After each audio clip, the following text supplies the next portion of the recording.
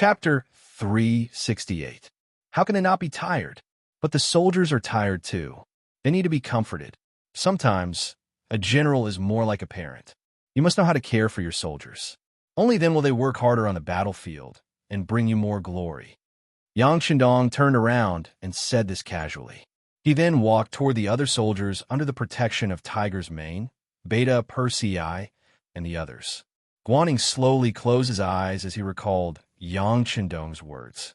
He really wanted to comprehend the deeper meaning of this sentence, but he was too sleepy at the moment. He did not have a good rest when he left Ganzhou Prefecture, and after nearly 20 hours of rapid marching, he was already sleepy. After closing his eyes for a few breaths, deep snoring sounds came from his mouth. Yang Chendong did not rest. He was tired, especially a little sleepy, but as a leader, he had to persevere, and he could still persevere. Needless to say, he had already taken a nap when they were marching in the middle of the night. The only difference was that he was sleeping while standing up. This seemed a little inconceivable, but for those who had marched in a hurry, they could only rely on their comrades in the front and back. This kind of sleeping while marching was nothing out of the ordinary. As he walked among the various troops, he merely greeted the 4 companies of the Cold Vanguard Battalion, and it was considered that he had seen them. Yang Chendong was not worried at all about the Cold Vanguard Battalion, who had gone through many tests and used him as their spiritual support. Instead, he was more concerned about the 800 auxiliary battalions. When Yang Chendong arrived at the auxiliary battalions, he was quickly surrounded by platoon and company-level officers. You guys have worked hard. You guys are also good. Your courage and stamina are not inferior to the Cold Vanguard battalions. This makes me very happy. Yang Chendong praised them as soon as they met. The officers smiled happily and contentedly at this compliment. Those who were able to become officers of the auxiliary troops were those who had strong political ideologies. In fact, many of them had come from the ranks of the Cold Vanguard. If they were trained as officers here, it wouldn't take long for them to return to the Cold Vanguard, and they would be heavily valued. Their future would also be bright. These people naturally knew Yang Chendong's true identity. When they saw the highest leader of Yang, Xie praising them, how could they not be happy? After a round of affirmation, Yang Chendong continued to state his expectations. Tell the soldiers to hold on until we arrive at the Guangzhou Prefecture. We'll take a good rest after we resolve the crisis there. By then, anyone who has an auxiliary soldier who performs meritorious deeds will be given priority to join the Cold Front. This was a promise. With this promise, the officers from the battalion to the company level became excited. Since they were able to become military officers, they naturally had the qualities and conditions to become leaders. In the Cold Front, the evaluation for officers was different from normal soldiers. The evaluation was based on how many merits they could lead the soldiers to, not how many merits they had. This was especially so for the officers of the auxiliary battalion. The proportion of their auxiliary soldiers who met the requirements to join the Cold Front and the relative merits they would receive were also important aspects of the evaluation. Yang Chendong had said that those who made contributions this time would be given priority in entering the Cold Front. That was giving them a head start on their military merits. How could they not be excited? After a short conversation, Yang Chendong left and came under a tree. He leaned against the tree and closed his eyes, quickly recovering his mental and physical strength. However, the auxiliary battalion was already in an uproar. When the various battalion and company-level officers spread his words, many young men who had the ambition to join the Cold Front became excited. In Crimson City, if one were to ask who was the most popular person, it would undoubtedly be the Cold Warrior. Those who could join the Cold Front and become an official soldier could enjoy many benefits and benefits. Everyone was envious of them. Just the monthly salary alone was enough to feed a family of 5 and still be wealthy. Those who had a Cold Front soldier at home could enjoy all sorts of benefits, even in business and farming, making others envious. Building an army with elite soldiers, waiting for soldiers with generous rewards, strict management of the army, and fair military merits were the standards that Yang Chendong proposed. Under such standards, as long as one had the ability and was able to perform well, one would not have to worry about being robbed of one's military merits. One would not have to worry about being buried, and one would not have to worry about the schemes of one's family or the future. One only needed to train hard and perform meritorious deeds on the battlefield. It was because of such treatment that everyone yearned to join the cold front. That was why Yang Qindong had opened his mouth. Everyone was extremely excited. This excitement lasted until the end of the 2-hour break.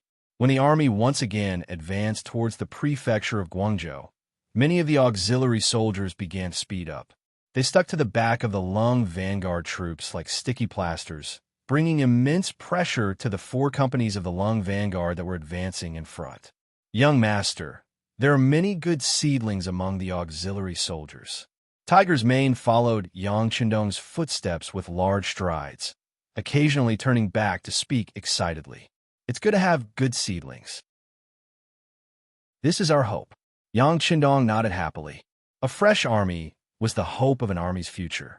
Only when the army continued to be younger and had a continuous influx of fresh blood could the army be invincible and win more battles in the future. Tiger's Mane, it seems like these kids still have a lot of energy left. We need to increase the amount. Are you okay with that? Yang Qindong also noticed that the soldiers behind him were moving faster and faster. They even seemed to have the intention of catching up to him. Thus, he was also interested and brought up the matter of increasing the amount. Come on, young master. Tiger's Mane also feels that there is an endless amount of energy in his body. Huh, me too. Beta Persei chimed in from the side. In fact, this kind of marching did not have much of an advantage for someone of his stature. Because of his height and strength, it was more strenuous to walk. However, this disadvantage did not seem to be reflected on his body at all. Relying on his long legs and large strides, he actually kept half a step behind Yang Qindong without the slightest intention of falling behind. Seeing that the 2 beside him were so excited and unwilling to admit defeat, Yang Qindong laughed heartily. Then, he glanced at the commander of the 2nd Cold Front Regiment, Luo Pa, who was 3 to 4 meters behind him. Commander Luo, do you want to increase the amount? 6 young master, I think it's okay. When Yang Qindong called out his name, Luo Pa was very excited. Although he was considered a high-ranking officer in Yang Xie's army, he did not have much time to interact with Yang Qindong. Now that he could be in close contact with him and have a better opportunity to perform, of course, he would not let go of it. These kids usually have too much energy. Today is a good opportunity to see where their limits are. After receiving Luo Po's affirmative answer, Yang Qindong laughed and said, Good. Since that's the case, let's increase the amount. Let's go. Then, the speed of the troops began to increase. From afar, the troops were like a gust of wind blowing across the southern land. Below Guangzhou City, today was the 8th day of the siege. As the capital of Guangdong, the importance of Guangzhou City was self-evident. Once they conquered this place, they could announce the fact that Guangdong had fallen to the outside world.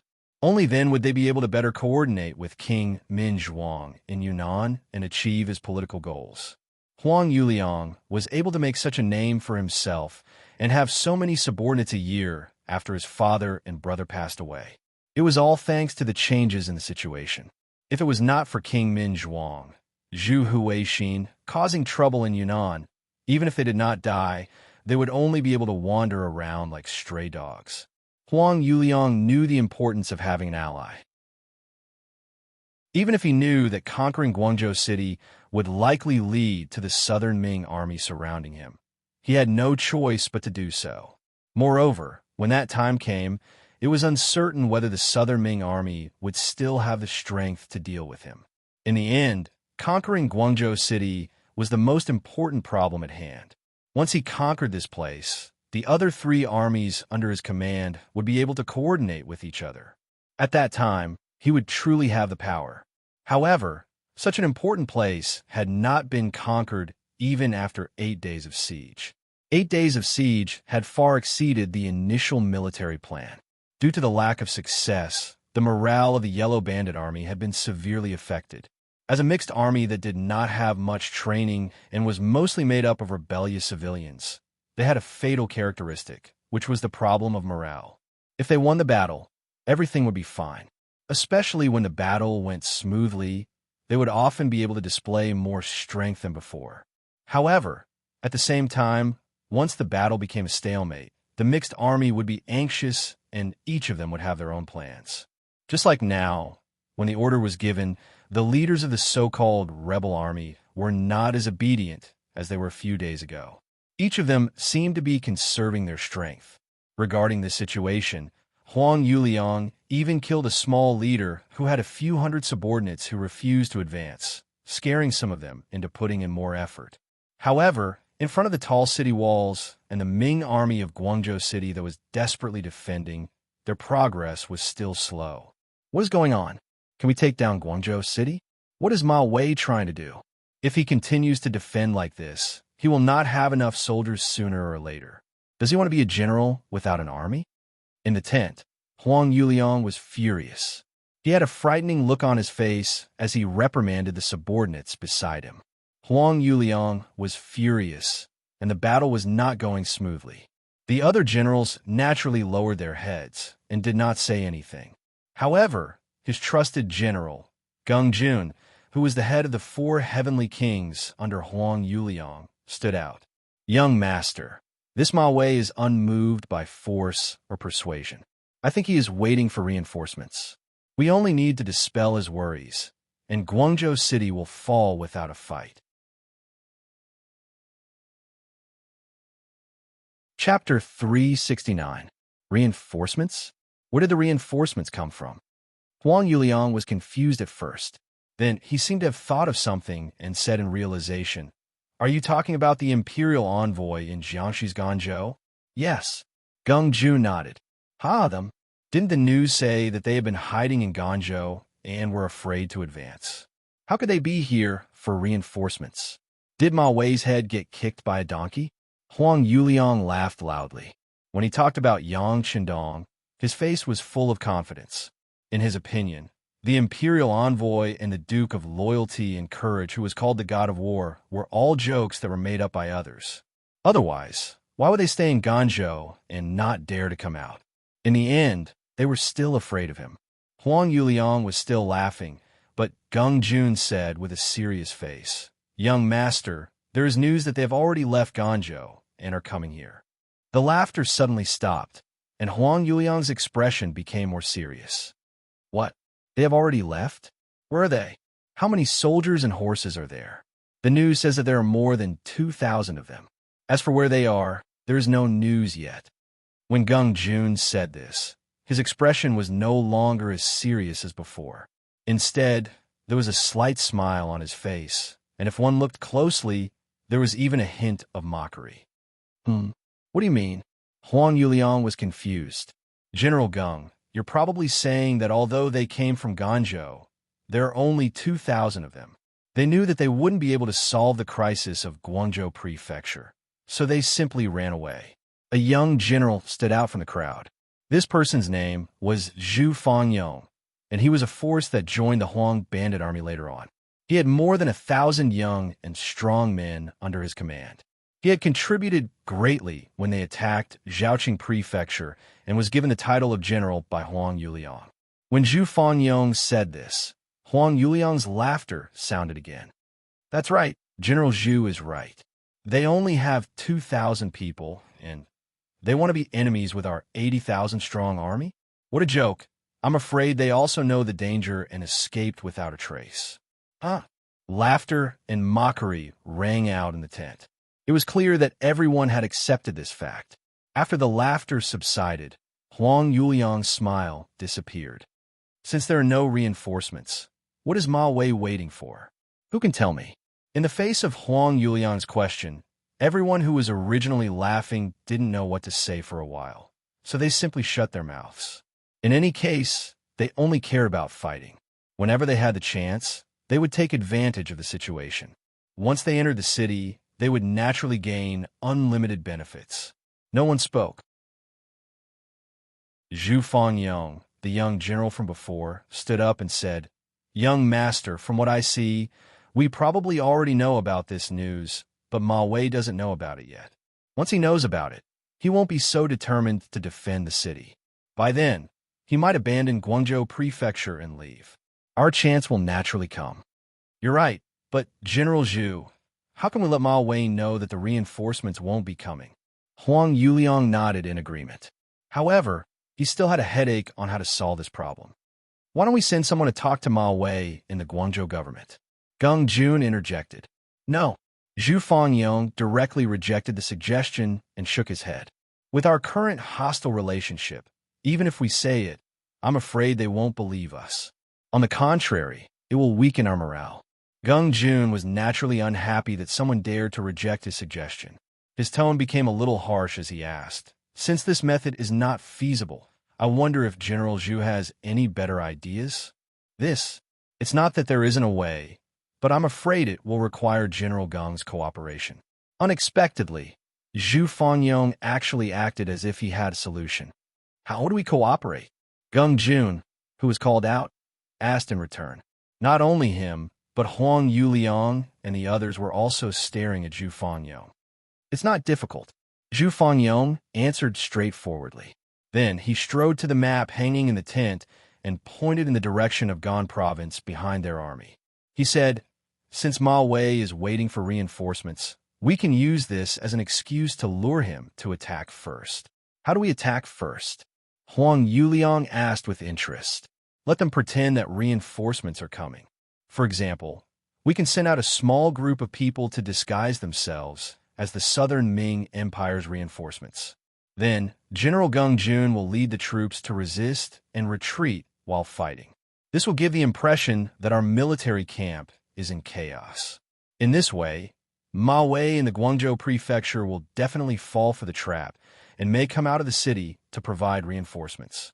At that time, we only need to find an opportunity to kill our way into the city. Then, we will succeed. Zhu Fangyong explained his plan in one breath. Then, he stood to the side and did not say much, as if he was waiting for everyone to agree with him. After he finished speaking, the tent was silent for a moment. Then, Huang Yuliang's eyes lit up. He slapped his thigh and said, "The plan is feasible. However, I don't know why General Geng has to lead the troops. Can't we choose someone else? Someone else can too. However, since it is a fake defeat, we have to make it seem real. When the time comes, it is inevitable that they will set fire to the camp to create momentum. If it were someone else, the army might really be frightened by this battle formation, and there might even be side issues that might arise.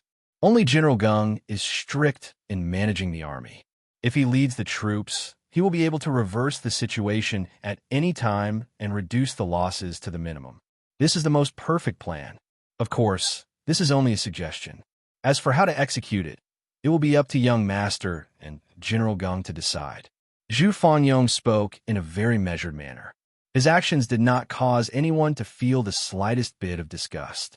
Even Geng Jun, who was called out, had a red glow on his face at this moment. He seemed to be enjoying the praise of his strict management of the army. "Yes, I think so. General Geng, what do you think?" Huang Yuliang nodded in approval. After fully understanding Zhu Fangyong's plan, he had already agreed. He then asked Geng Jun, the person in charge of the plan. How could Geng Jun be afraid when he was valued so highly and faked his defeat? All he had to do was put on a show, and he would be able to earn a great merit. This was something that any general among the Yellow Bandits would be willing to do.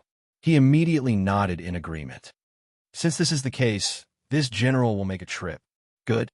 Since this is the case, there is no time to lose. Immediately make preparations. We will carry out the fake defeat this evening." Huang Yuliang saw that Geng Jun did not decline and was overjoyed. He immediately made the final decision.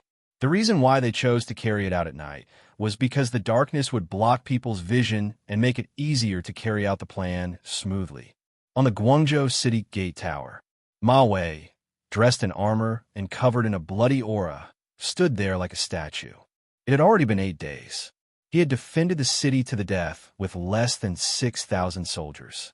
He felt both mentally and physically exhausted. As one of the 13 guards of the Great Ming Dynasty and the commander of the Guangdong Guards, Ma Wei had truly done his best this time. Even in his military career, the danger of this battle could be ranked at the top. A third of his sick soldiers had died, and a third were injured.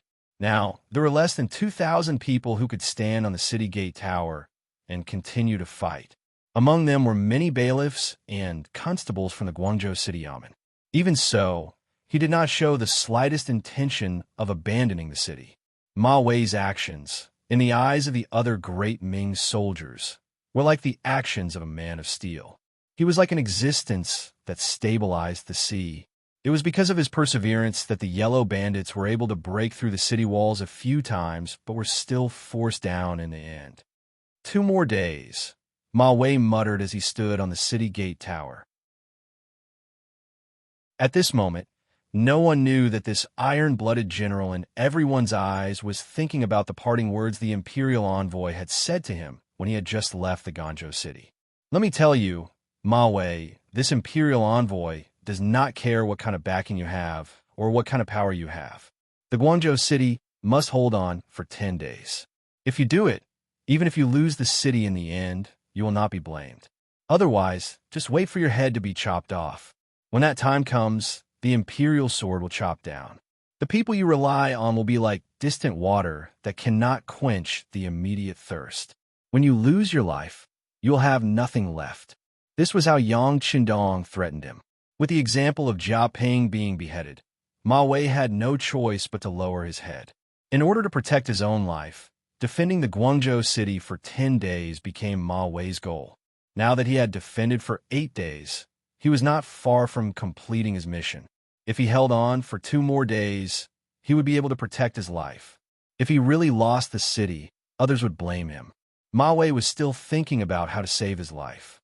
What he did not know was that outside the Guangzhou city, behind the Yellow Bandits' army, the true reinforcements, the imperial envoy who had given him a death order, Yang Qindong, had rushed over with his army. After several days of rapid marching, on the 8th day of the Guangzhou city battle, Yang Qindong had arrived with his men. The plan was 1 day faster than before. Being able to walk 800 miles in 3 days was, of course, due to Yang Qindong's role model. When the order was passed down that the auxiliary soldiers who performed well in this battle would be given priority to enter the cold front, the 800 auxiliary soldiers seemed to have changed into another person.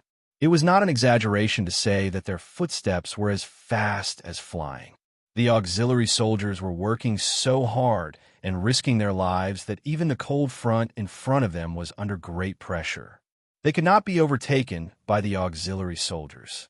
Otherwise, it would be a blatant slap in the face. In order to fight for this honor and for the glory of the cold front, they began to speed up as if their lives depended on it.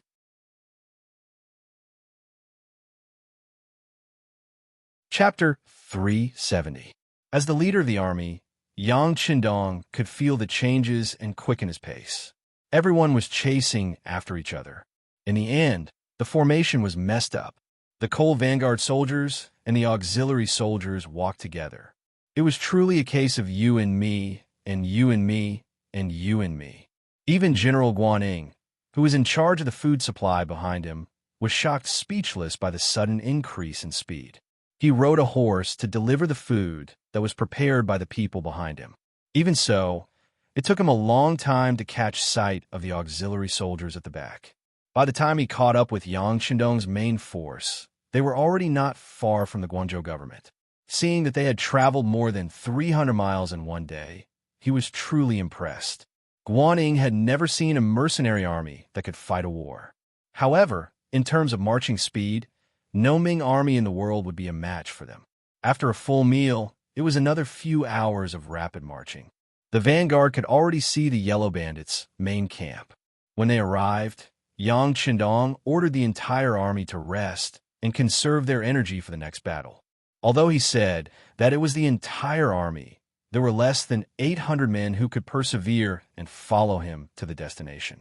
Almost half of the auxiliary soldiers had fallen behind. The original 800 men had been reduced to 400 men. On the other hand, the Cold Vanguard Battalion of 400 men had persevered until now and did not fall behind. From this, it could be seen that the Cold Vanguard was indeed the Cold Vanguard. It was no wonder that they were called the most elite army in the world. It was worth mentioning that some of the auxiliary soldiers had outstanding performances this time. For example, there was a soldier named Pengyu. He was only 17 years old and had only been in the army for half a year. However, this time, he managed to walk in front of many of the Coal Vanguard soldiers. He was even less than 30 meters away from Yang Chendong. It was learned that Pengyu was originally a hunter in the mountains. What he did most since he was young was to chase the wild beasts on Little Color Glass Island. After that, a large number of Lung Feng came to his hometown. No matter how hard they worked, they could not get enough food and clothes to wear. His father, mother, and even a few of his sisters had all gone to work in the factories in Crimson City. Every single one of them would be able to fork out a sizable sum of money at the end of the month. As the only son in the family, he was filled with envy, but at the same time, he was also filled with hope for a beautiful future. Especially when his parents and sisters returned home after work, they would tell him about the beauty of Resin City, the variety of new things, the fairness and harmony between people, and so on. All of these made him curious and yearn for it. Pengyu, who couldn't stay in the first place, decided to go to Crimson City as well. Moreover, he chose to join the army. This was because he had heard from his sister more than once that there was a team called the Cold Front there. Every one of them was very powerful. This made Pengyu, who had never been willing to submit to anyone since he was young, greatly yearn for it. He believed that was where the strong resided, and where he should be. In order to join the army, Pengyu had thought of some excuses. He knew that as the only son in the family, his parents, especially his mother, would have a hard time convincing him. In the past, the Shang dynasty had recruited soldiers more than once, but his parents had hidden him away. From this point, he could tell their attitudes. To Pengyu's surprise, when he told his parents that he wanted to join the army, especially the Cold Front, no one objected. His mother only muttered to herself for a while before encouraging him. "All right, is a responsible man. Then go. Since you're going, do your best and work hard to protect the beautiful life we have now. Mother looks forward to the day you become a true Cold Front soldier." His mother's attitude was so good that it made Pengyu feel that it was unreal. Of course, he didn't know that his mother, who worked in Crimson City, had long been changed by the environment. Especially the publicity team in the city, they would often come out to perform for them. They would also paint slogans on the walls, telling them that a beautiful life came from having strong self-defense skills. They wanted their son to join the Cold Front and become a true warrior. It was a glorious thing to become a true man. In his mother's factory, there were two mothers whose sons joined the army. One joined the Coal Vanguard, and the other became an auxiliary soldier. However, even the mother of the latter held her head high wherever she went with a proud look on her face. Everyone had the desire to compare themselves to others. Pengyu's mother was naturally envious of her son, especially when she knew that once he joined the army, his treatment would be much better than the sum of their family's income. Moreover, it was glorious for a family to join the army. All these feelings of glory had made her hesitate for a long time, and she was hesitant to let her son join the army. Now that Pengyu finally brought it up, as his mother, she also felt relieved. An eagle should be released into the sky. Her son had grown up, so it was time for him to go out and explore the world. Thus, Pengyu signed up and went through the political process. Under the guarantee of his family and neighbors, he became an honorable auxiliary soldier. For outstanding men, being an auxiliary soldier was naturally not their goal. Pengyu had his eyes on the Cold Front because they were the only ones who could wear the most handsome military uniform and hold the most advanced firearms. Every time such a person appeared in Crimson City, everyone's gaze would involuntarily fall on him. In particular, the eyes of many unmarried ladies would shine as if they had seen a rare treasure. They couldn't help but like him.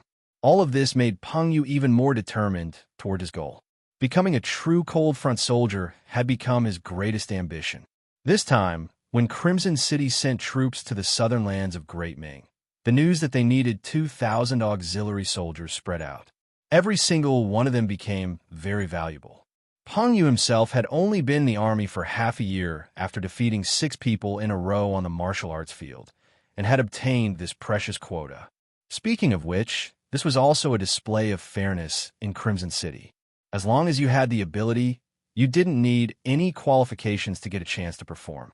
After Peng Yu participated in the battle as an auxiliary soldier, this was the first time he saw Yang Chendong. Although he only saw him from afar, as a hunter who was extremely observant, he still felt that something was different.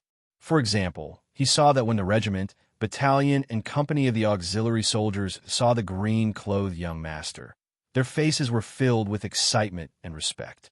Even the cold front soldiers, who were usually the most mysterious and aloof in their eyes, had a respectful attitude at this moment.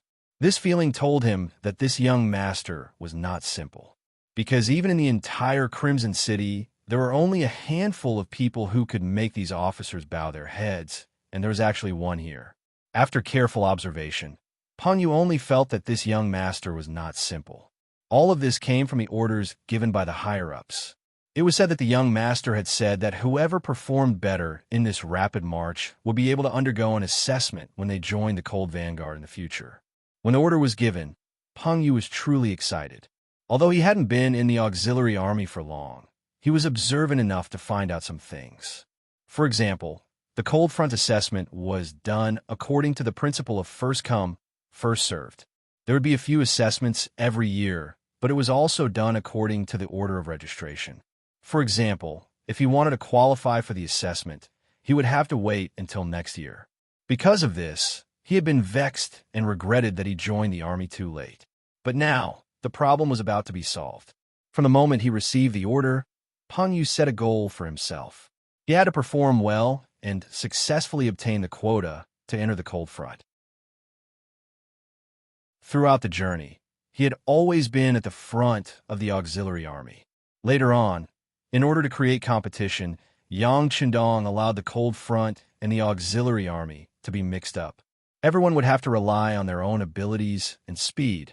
Peng Yu even took the lead and overtook many veteran members of the cold front to arrive behind Yang Chendong. However, this distance of tens of meters was a challenge for Peng Yu. He had always thought that his leg strength would not be worse than anyone else's since he had been walking in the mountains since he was young. However, when he could only follow Yang Chendong's back, he finally understood what it meant to say that there would always be someone stronger than him.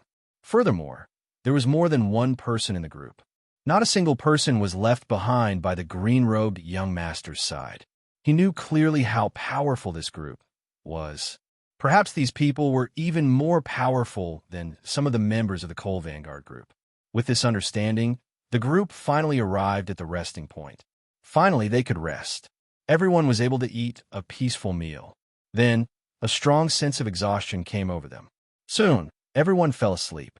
Peng Yu was also very tired.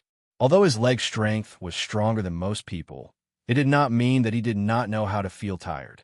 He did not know how many hours had passed until the squad leader nudged him. Peng Yu, get up quickly. Check your equipment and prepare for battle. Peng Yu, who had not fully woken up, was instantly excited when he heard the squad leader's words. After joining the auxiliary army, other than training, he had never really fought with an opponent.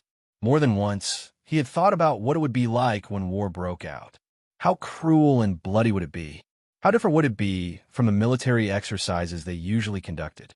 Fortunately, he had fought with all kinds of beasts since he was young and had seen the blood of countless beasts, so he was not afraid. On the contrary, he was slightly excited. While the other comrades were being woken up one by one, Peng Yu took this opportunity to search for the green-robed young master's silhouette. With his sharp eyesight, he could see very far, even in the dark. Not to mention that he actually found Yang Chendong. It was still a faint shadow from afar. What he saw was Yang Chendong talking to a group of young officers around him. From time to time, he could also see the officers who were usually required to salute when they met nodding their heads.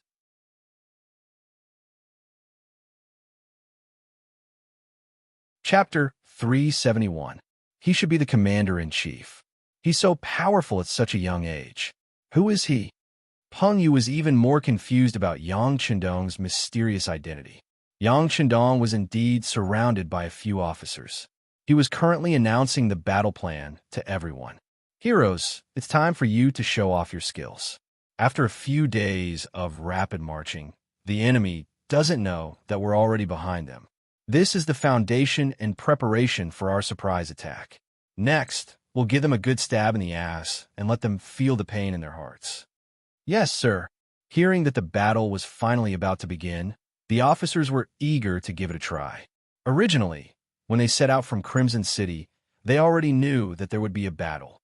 In order to get a spot in the battle, who knows how many people's heads were broken in private. Only then did they have the chance to shine. Seeing that everyone was excited, Yang Chendong nodded in satisfaction. This was the face of an army of tigers and wolves. If everyone's legs trembled and their bodies went limp at the mention of war, such an army would never be able to win a battle. All right, now I'll announce the battle plan. In a while, there will be 3 signal flares in the air. That's the signal to launch the final attack. At that time, everyone will attack from all sides. Everyone will be like a steel knife stabbing into the enemy's heart. Cold Front Company 1 and Auxiliary Company 1 will attack from the left flank. Cold Front Company 2 and Auxiliary Company 2 will attack from the right flank. Cold Front Company 3 and Auxiliary Company 3 will attack from the middle. The other 2 companies will wait for an opportunity to react to any unexpected situations. Once the attack is successful, the 8 companies in total can attack on their own. When the time comes, platoons will be the attack unit.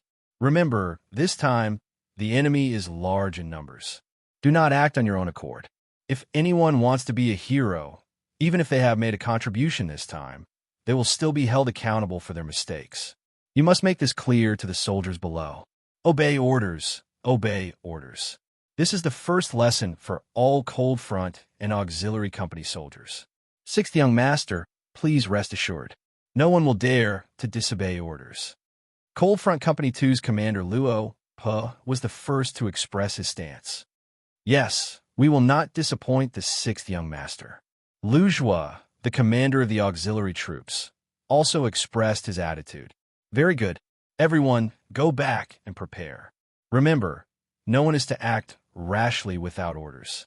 Also, no one is to stand out. If the army is exposed because of a single person, they will be punished according to military law. Yang Chendong said with a serious face. At the same time, he was a little excited. Speaking of which, this was his first battle in this world. Although there were only 800 soldiers, it was enough for him. The sky had already darkened. The Huang bandits began to move. According to the plan, a small group of bandits would leave the barracks and head to the rear. Then, General Gung Jun would lead his men to make preparations. A total of 5,000 elite soldiers were going to put on a show for General Ma Wei, who was guarding the Guangzhou prefecture. Whether or not they could take over the Guangzhou prefecture tonight would depend entirely on his performance. The high-spirited Heavenly King Gung Jun mounted his warhorse. He wore the shiny armor that he seized. Coupled with his tall body, he looked even more majestic. At this moment, he was waiting for the so-called reinforcements to send the signal. Then, he would first lose and then win. Under Gung Jun's anticipation and Huang Yuliang's anticipation, 1,000 Huang bandits disguised as the Southern Ming reinforcements walked up a hill behind them. According to the previous plan, they needed to rush down the hill with torches. They would take the lead to defeat Gung Jun's troops and create the impression that the Southern Ming reinforcements had won. This way, Ma Wei and the city would be fooled. When they left the city to attack, the Huang bandits would take the opportunity to enter the city and take over the Guangzhou prefecture. The fake reinforcements came up the hillside step by step. In order to hide their strategic goal, they didn't even light torches. As a result, there were always people bumping into each other in the dark and getting some minor injuries, which led to waves of curses. They're here. Yang Chendong was on the hill. When he saw the bandits rushing over, he knew that Zhu Fangyong's plan had worked. At this point, everyone could definitely see that Zhu Fangyong was a spy that Yang Chendong had planted among the Huang bandits. The original plan was to convince Huang Yuliang to join them. Otherwise, if it didn't work, then they could only attack by force. At that time, with the advanced firearms, they would not be at a disadvantage. The bandits coming up the hill was enough to show that Zhu Fangyong's plan had worked. Since the plan to beat them at their own game had worked, Yang Chendong did not hold back anymore. He knew that the opportunity was here. He immediately ordered Tiger's Mane, who was lying on the ground, send the signal flare. Everyone, attack. Pung pung pung. 3 different colored signal flare flew into the sky. At this moment, not only did the 800 Yang soldiers on the hill see it clearly, even General Ma Wei, who was on the Guangzhou Prefecture's city wall, saw it clearly. 3 flares. The moment he saw the signal flare into the sky, Ma Wei became excited. This was the signal that Yang Chendong had discussed with him. Once they saw the 3 flares in the sky, it meant that the Southern Ming reinforcements had arrived. For safety reasons, Ma Wei did not immediately give the order to attack. Instead, he told the deputy general to gather the troops. Then he stood on the city wall and closely observed the movements of the bandits below. At the same time, Huang Yuliang also saw the 3 flares. A bad feeling crept into his heart. He was very clear that his army did not have such a weapon. What did it mean? Who fired it? What did it mean? The main force of the Southern Ming army was surrounded in the Guangzhou Prefecture and could not come out. There were also no scouts who reported that the Southern Ming reinforcements had arrived. Who was the one who made such a commotion? Of course, Huang Yuliang didn't know that the scouts he sent out were all wiped out by the Yang faction's new army, abbreviated as Yang Army or Yang Family Army. With firearms that could take a person's life from a few hundred feet away and telescopes that could see very far, how could the scouts of the bandits be a match for them? Often, they did not even see their opponents before they were killed by bullets that came from God knows where. Huang Yuliang did not know what was going on. The Alliance army also did not know what was going on. He was also confused by the 3 flares. However, along the way, his pride of not meeting any opponents made him not take any precautions. Instead, he was still waiting for the fake Southern Ming reinforcements to appear so that he could lead his troops to retreat and pretend that they were not a match. After the 3 flares were fired, 3 companies of the Cold Vanguard and 3 auxiliary troops charged out like wild horses. They jumped out of the trenches and charged towards the Huang bandits that were climbing up the mountain. Looking down from above, they were like a hot knife through butter. In addition, they suddenly appeared and caught the enemy off guard. Before the 1,000 Huang bandits could react, arrows flew over like rain. This was the equipment of the auxiliary troops, and not the Cold Vanguard. Unless there were special circumstances, they would not use advanced firearms. As such, they could only use crossbows. Fortunately, crossbows were made in the arsenal of Crimson City. In terms of range and accuracy, they were very advanced. The arrows flew over, accompanied by the sound of gunfire. The elite Cold Vanguard finally launched their attack. Under such an attack, most of the Huang bandits did not even see who their opponents were before they fell to the ground dead. The remaining bandits who were lucky enough not to be killed immediately collapsed in an instant. On the battlefield, when the death rate exceeded 20%, there would be signs of collapse. Elite troops would also not exceed 30%. Once this happened, the bandits threw down 300 to 400 corpses. This had already exceeded the maximum ratio of 30%. How could they not collapse? They turned around and ran. At this moment, the bandits who hated their parents for not giving birth to them scrambled down the mountain. Behind them, the distance between the Cold Vanguard and the auxiliary troops was getting closer and closer. For example, the Yang family army had never slacked off in their night training. This caused everyone to be used to the darkness. Even without using torches, they could clearly see the situation outside and make the most appropriate actions. With night vision, they already had a natural advantage. Adding on the sudden attack and the fact that most of the weapons in their hands were long-range weapons, how could these bandits who were only here to fill their stomachs be compared to them? In just one exchange, they had already established the foundation for victory. One chasing and one escaping unfolded on the mountain slope. Very quickly, it affected the Gung army who was waiting at the foot of the mountain. According to the plan, Once they were ambushed, they should pretend that they were not a match for the enemy and run away. In fact, the bigger the commotion, the better. Only then would it be more realistic. Thus, when someone saw a figure rushing down the mountain, they turned around and ran. They did not make any movements to resist. Among the troops, Gung Jun commanded the army to retreat in an orderly manner while cursing. What the hell is going on? Why didn't they light a torch for a sneak attack? How could they let Ma Wei fall for their trap? General, why don't we shout and shout? This way, we won't be afraid that the Southern Ming army on the city wall will fall for our trap. One of his subordinates suggested. That's right. That's how it should be. Gung Jun nodded in agreement. Soon after, he had someone announce his order loudly. He rode his warhorse and shouted, "Everyone, raise your torches and shout for this daddy.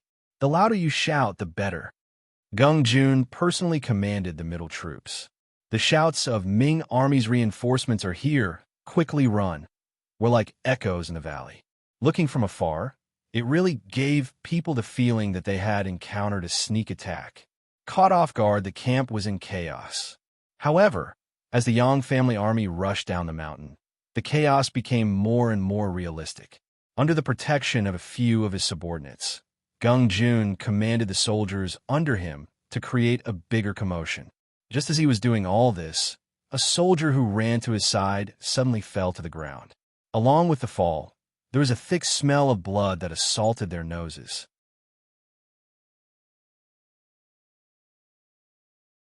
Chapter 372. As the leader of the four heavenly kings under Huang Yuliang, Gung Jun was someone who had fought on the battlefield before. He was also quite familiar with the aura of the human body. When he suddenly smelled this aura, his expression froze for a moment before he couldn't help but shout, "What are you doing? It's just an act.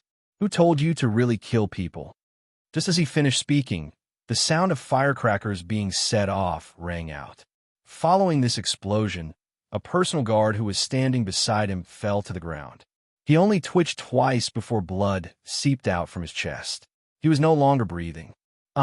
You dare to kill this daddy's personal guard? All of you must die."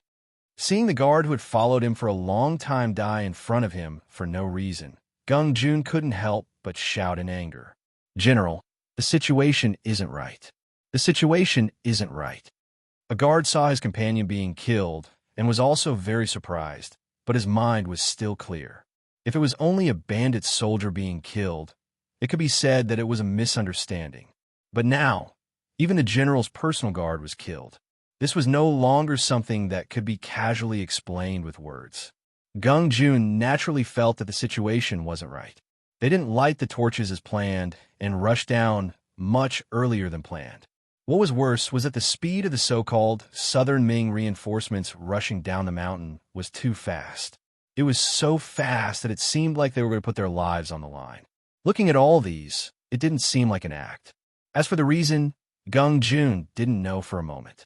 However, he had fought with the Southern Ming army several times and concluded a good experience. That was, if the situation wasn't right, escape was the best strategy. Retreat. Quickly retreat with this general. Feeling that the situation was out of his control, Gung Jun felt that his life was in danger. He immediately made the decision to retreat from the battlefield. He had a warhorse under him, and presumably, his escape speed would be faster than the others. Having a warhorse would indeed increase one's mobility on the battlefield, but at the same time, it would also make one an easy target in the eyes of others. This was because being able to ride a warhorse often meant that one's status was noble and different. Just like now, when Gung Jun shouted to retreat, he saw a black shadow suddenly fly up. Then, he felt his right eye being hit by a punch. The intense pain caused him to fall from his horse. Then, while he was still angrily enduring the pain in his right eye, he felt his chest tighten and the strength in his body dissipated. It was the feeling of a blade piercing into his body. Gung Jun had once been injured on the battlefield, and he had felt the same way back then. But this time, the feeling was deeper than the last time. The pain caused him to instantly widen his eyes. Then, in the span of a breath, his widened eyes began to blur. Then, his pupils began to dilate. He could only exhale and no longer inhale. Among the people descending the mountain, Peng Yu's luck was not bad. He was assigned to the auxiliary company of the Middle Army. When the three signal flares flew into the air, he followed closely behind the Cold Vanguard Company and rushed out.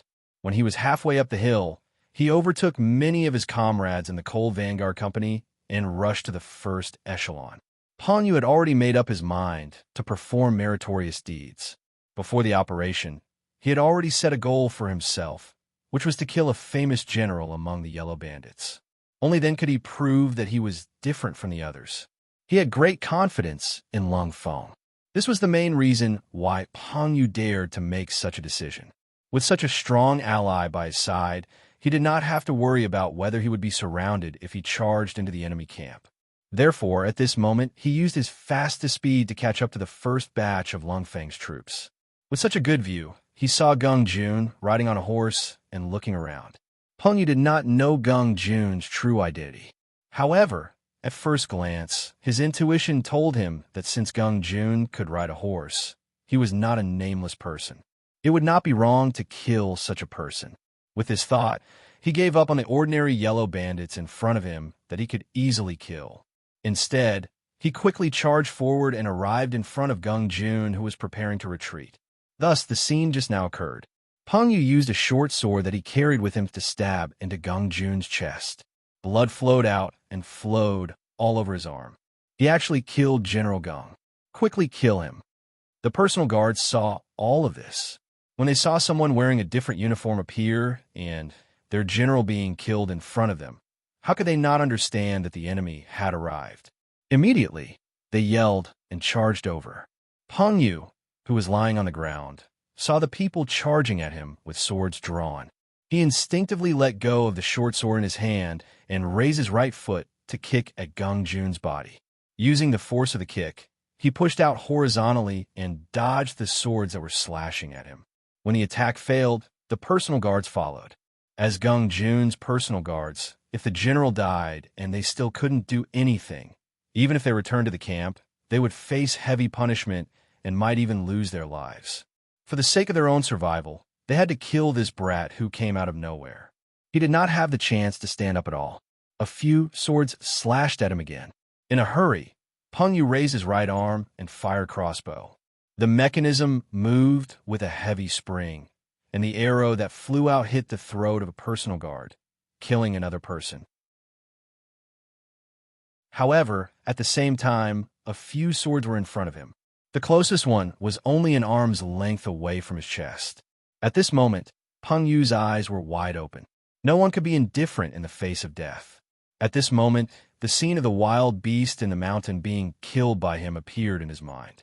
Bang, bang, bang. Suddenly, several gunshots rang out.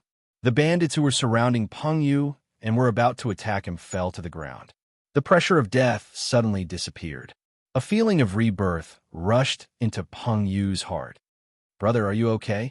A large hand reached over and was in front of Peng Yu. The person who came was the battalion commander of the 2nd Battalion of the 2nd Regiment of the Cold Front, Chen Bo. He was the one who saw the danger here. When he saw that someone seemed to be attacking an auxiliary soldier, he led a few other Cold Front soldiers to shoot and eliminate the enemy. Seeing that it was the elites of the Cold Front, Peng Yu knew that he was fine. He looked at the 2 bars and 1 star insignia on Chen Bo's shoulder. He immediately reached out his right hand to hold Chen Bo's hand and stood up. "Thank you for your help, Chief. Peng Yu can't thank you enough. Battalion commander, the enemy's leader, Gung Jun, is dead." At this moment, a Cold Front soldier's voice rang out. Then, Gung Jun's still warm body was carried over. Before the battle, all the Cold Front soldiers saw the portraits of the important leaders of the Yellow Bandit Army. Naturally, this included the leader of the 4 Heavenly Kings, Gung Jun. That was how the Cold Front soldiers recognized him. When the body was brought in front of him, Chen Bo examined it carefully. It was indeed Gung Jun. He smiled and said to Peng Yu, "Your luck is not bad. You're even braver. You actually killed the leader of the 4 Heavenly Kings of the Yellow Bandit Army. All right, what's your name?" Peng Yu never thought that he would kill the leader of the 4 Heavenly Kings of the Yellow Bandit Army, Gung Jun. He only felt that his luck was not bad. His face was flushed with excitement as he said, "Reporting to Battalion Commander, I am from the 3rd Company of Auxiliary Soldiers. My name is Pengyu." "Good, Pengyu. You've done a great service. I will report this matter to the higher-ups and record your merit. As for now, the battle is not over yet. You still have to fight bravely. You're quite skilled. Stay by my side for now. That way, we can look out for each other." Chunbo looked at Pengyu with satisfaction as he spoke in an appreciative and caring tone. "Yes, I will listen to Battalion Commander's orders." To be able to fight alongside Cold Front was his goal ever since he joined the army. Now that he could fulfill his wish, why would he reject it? Gung Jun was dead. Chunbo chopped off Gung Jun's head and hung it on a spear. He seized his horse and began to run through the army. As he ran, he shouted to Cold Front beside him, "Gung Jun has been executed. If the rest of you don't surrender immediately, you will be spared from death. Those who resist will be killed. Gung Jun is dead. Those who surrender will live. Those who resist will die." Instantly, shouts rang out from all directions. These shouts were like waves that rushed outwards and quickly reached the ears of the Yellow Bandit soldiers. The 5,000 soldiers that were prepared here were just making a symbolic retreat. However, when they heard the shouts, especially when they saw Gung Jun's head beside the torch on the war horse, their minds went blank. Didn't they say that the retreat was an act to lure the Southern Ming army out of the city? Then why did General Gung Jun die? Wasn't this acting a little too realistic? Everyone's thoughts were in chaos. In addition to the sounds of crossbow arrows flying through the air, more and more Yellow Bandit soldiers were killed and fell to the ground. Under such a one-sided situation, some of the great Ming citizens who originally wanted to earn a living felt fear and terror. Thus, the first person to kneel and surrender was the first to do so. Everything was afraid of setting an example. Once the first person knelt and surrendered, there was soon a second and a third. The originally disorderly and untrained Yellow Bandit soldiers eventually fell one by one. Occasionally, there would be some who wanted to stand up and resist. However, as soon as they stood up, blood would splatter in front of their chests. After being hit by a bullet, they would fall to the ground and become corpses. When everyone realized that those who stood up would die and those who knelt would live, no one dared to stand up. This resulted in a black mass of people kneeling on the ground.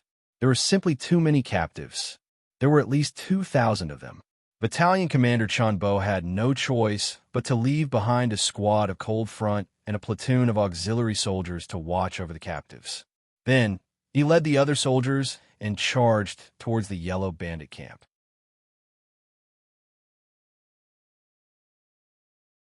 Chapter 373. The same thing happened on the left and right wings. A large number of Yellow Bandit prisoners knelt on the ground. There were also some Lung Feng soldiers and auxiliary soldiers who continued to charge towards the main camp. Huang Yuliang was pacing back and forth in his tent. At this moment, his heart was burning with anxiety. The 3 flares in the sky made him feel that something was wrong. However, he still felt that it was a coincidence. After all, he did not receive any news about the arrival of the Southern Ming Empire's reinforcements. Furthermore, he still had 80,000 soldiers in his hands. Report. Just as Huang Yuliang was feeling uneasy, the curtains of the tent were pulled open, revealing Zhu Fangyong's face. "General Zhu, how did it go?" Huang Yuliang asked anxiously when he saw who it was. "Young master, it's a mess. Everything is a mess. There are rumors that General Gung Jun was killed. The army is in a mess now," Zhu Fangyong said as he entered the tent. Gung Jun was killed. Hearing this news, Huang Yuliang shook his head instinctively. "That's impossible. General Gung has 5,000 soldiers by his side. They are all elites. Furthermore, he was only in charge of pretending to retreat. How could anything happen to him?" Zhu Fangyong naturally did not agree with Huang Yuliang's description of elites. Compared to the elite Lung Feng soldiers, these Yellow Bandit soldiers could not even compare to a single finger of the elite Lung Feng soldiers. However, Zhu Fangyong, who still had important responsibilities, had no choice but to suppress his thoughts. He said obediently, "Yes, General Gung is surrounded by elites. I believe that someone at the front lines must have spread the news. However, the army is in a mess now. I'm afraid that anything can happen. For your safety, I hope that young master can leave the tent first. Leave the main tent? Why? Huang Yuliang shook his head with a puzzled expression. He had 80,000 soldiers. Even if something happened, he still had the advantage. How could he retreat just because he encountered a problem? As if he knew that Huang Yuliang would do this. Zhu Fangyong shook his head and took 2 big steps forward. He said, "Young master, I'm sorry to offend you." Then, he raised his right arm and slapped the back of Huang Yuliang's neck. Chun Bo and the others quickly rushed towards the yellow bandit army. Under the cover of the night, they weaved through the battlefield. Lung Feng and the auxiliary soldiers split into groups of 3 and 5. They shot and killed the enemies in front of them with their spears and crossbows while shouting, "Gung Jun is dead. Young master, Huang has escaped." This caused the Huang bandit army to fall into chaos. Shouts rang out from all directions.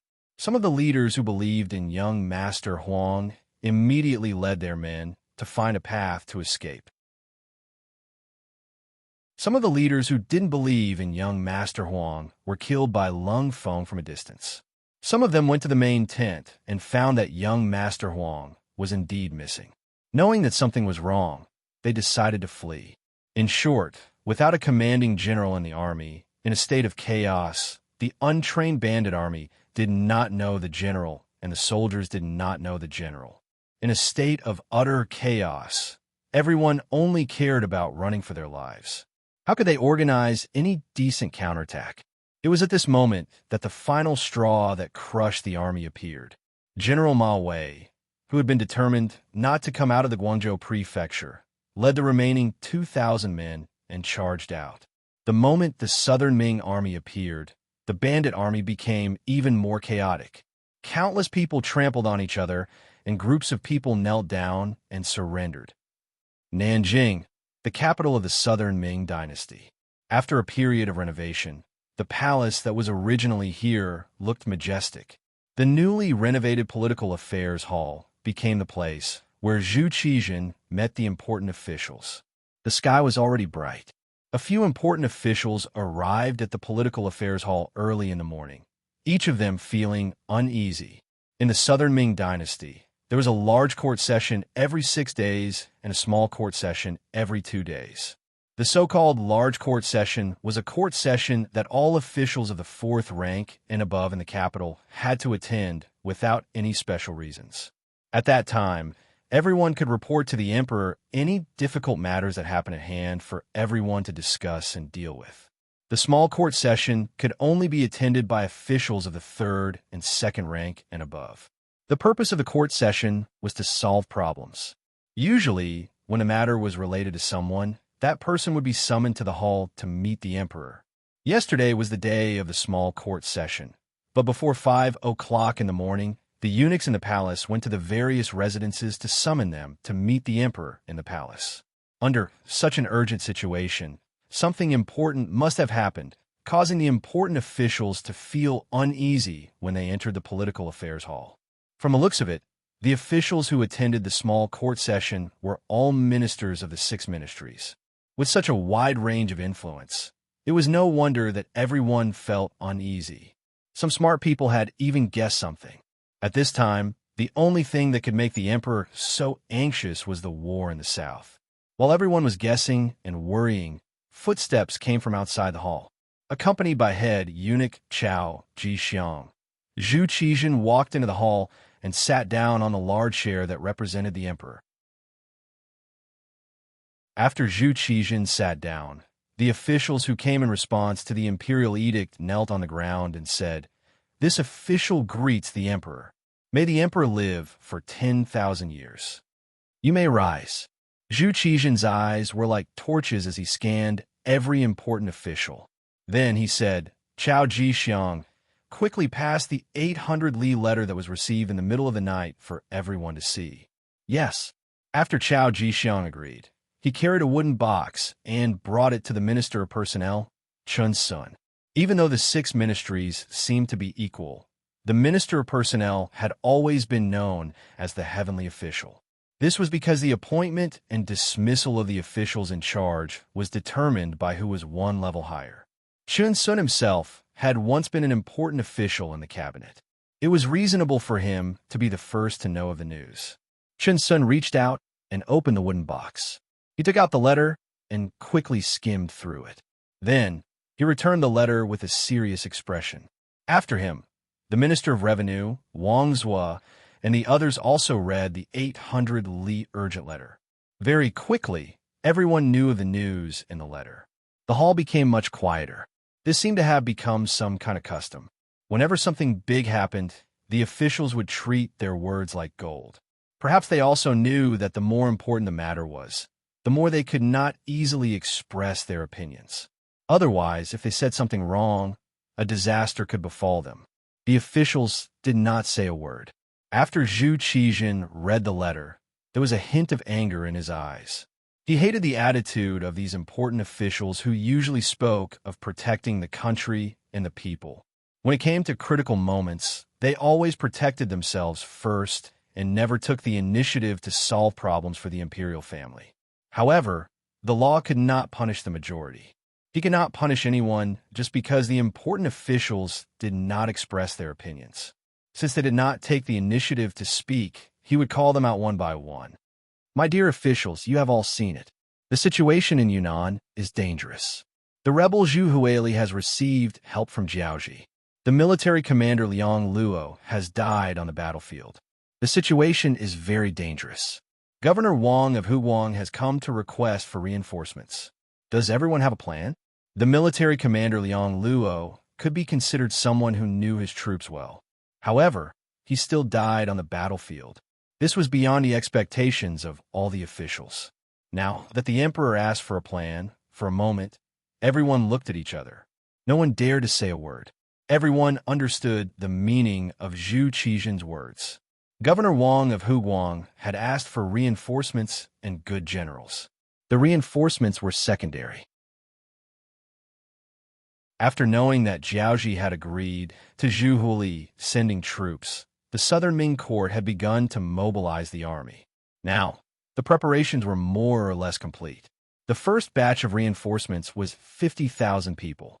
Although the number of reinforcements might not reach the initial expectations, if they were used well, they could be of use. As long as the Southern Ming had enough time to prepare, they could mobilize and recruit more soldiers. However, choosing the right general was the difficult matter. After the Great Ming had three emperors, Emperor Qingzu, Emperor Renzong, and Emperor Xuanzong, the country seemed to be very powerful. However, with the implementation of the strategy of emphasizing civil affairs and belittling military force, there were not many generals that could be used on the battlefield. After the Battle of Tumu Castle, many of the generals that could fight had died. In addition, the Great Ming was divided into the north and south. Now, the number of good generals that Zhu Qijin could use could be counted on one hand. It had already become a common practice on the battlefield to choose the right general before using the army. Without good generals, no matter how many soldiers were sent, it would be useless. However, how could good generals be the reign of the world that could fall at any time? They had to be experienced in battle. Moreover, only after 100 battles could a good general be produced. Looking at the Southern Ming, it was clear that there were no such people. Of course, it was not that there were no generals that could be selected from among the lame. For example, the Minister of War, Kuang Yi, was a person who knew how to fight. However, he was indeed a bit old. He might not be able to withstand the bumpiness and fatigue of the battlefield. Secondly, he was currently in the process of reorganizing the various guard stations and had discovered many problems. If he was transferred away at this time, it could easily cause internal instability. This could shake the foundation of the Southern Ming, which was an even more frightening matter. If he could not use Kuang Yi, it would be difficult to choose a good general. This was the reason why Zhu Qijin had summoned everyone. Zhu Qijin could not think of any suitable candidates, so he called everyone and asked the important officials to recruit talents. However, this was also difficult for these important officials. Normally, it was easy to recommend someone to a civil official. Everyone would even scramble to arrange their own people. After all, they were governing a city and a region. Even if there were some mistakes, it would not affect the overall situation. At most, they would be labeled as ignorant. However, this was the battlefield. Now that the situation in Yunnan was so critical, if they were not successful in a battle, not only would they die on a battlefield, it could also directly shake the foundation of the Southern Ming. This crime was not something that a single person could bear. Knowing the importance of this matter, no one dared to recommend a candidate. Each and every one of the officials pretended to be deaf and mute. As expected, no one was willing to share the burden of state affairs at this critical moment. While Zhu Qijin was furious, his gaze fell on the Minister of Personnel, Chen Sun. Minister Chen, is there anyone suitable for the Ministry of Personnel that manages the country?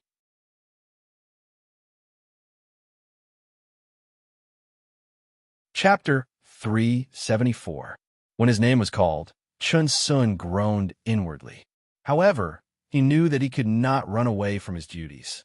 For this reason, he raised his head and said with a bitter expression, "Your Majesty, this subject is mainly responsible for the assessment and appointment of the officials in the various prefectures and the capital.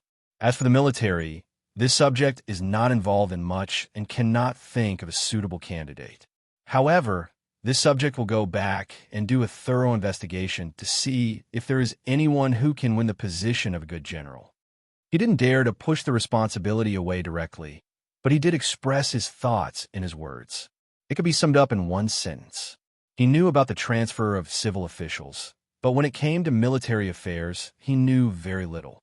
Zhu Qijin snorted in displeasure when he knew that Chen Sun was trying to shirk his responsibility. His gaze then fell on the Minister of Revenue, Wang Zhua. Beloved official Wang, the Ministry of Revenue is in charge of the nation's finances, as well as the army's provisions and weapons. Do you have any outstanding candidates to recommend to me during the evaluation? Your Majesty, most of the soldiers in the army are the same. There is no one particularly outstanding. The subject really cannot think of anyone at the moment. Wang Zhua braced himself as he spoke. His intention was to tell Zhu Qijin that he was only in charge of the finances and provisions. Recommending a good general was not part of his duties, so he would not have an answer. After two successive ministers found excuses, Zhu Qijin angrily asked a few other ministers. However, he still did not get any answers. Finally, his gaze fell on the Minister of War, Kuang Yi. Beloved official Kuang, you are in charge of the Ministry of War. Do you have any suitable generals to recommend to me? Asking Kuang Yi was something that could not be helped. Originally, Zhu Qijin knew that if there really was a suitable candidate, Kuang Yi would have stood up long ago. His lack of action meant that he had no one to recommend. However, at this point, he could only try. Kuang Yi, who was asked this question, was much calmer than the other ministers.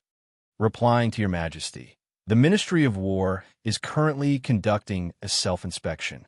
For the time being, we haven't found anyone outstanding in leading troops. However, since Your Majesty has asked, this subject recommends the Duke of Loyalty and Courage. He is currently quelling a rebellion in Guangdong.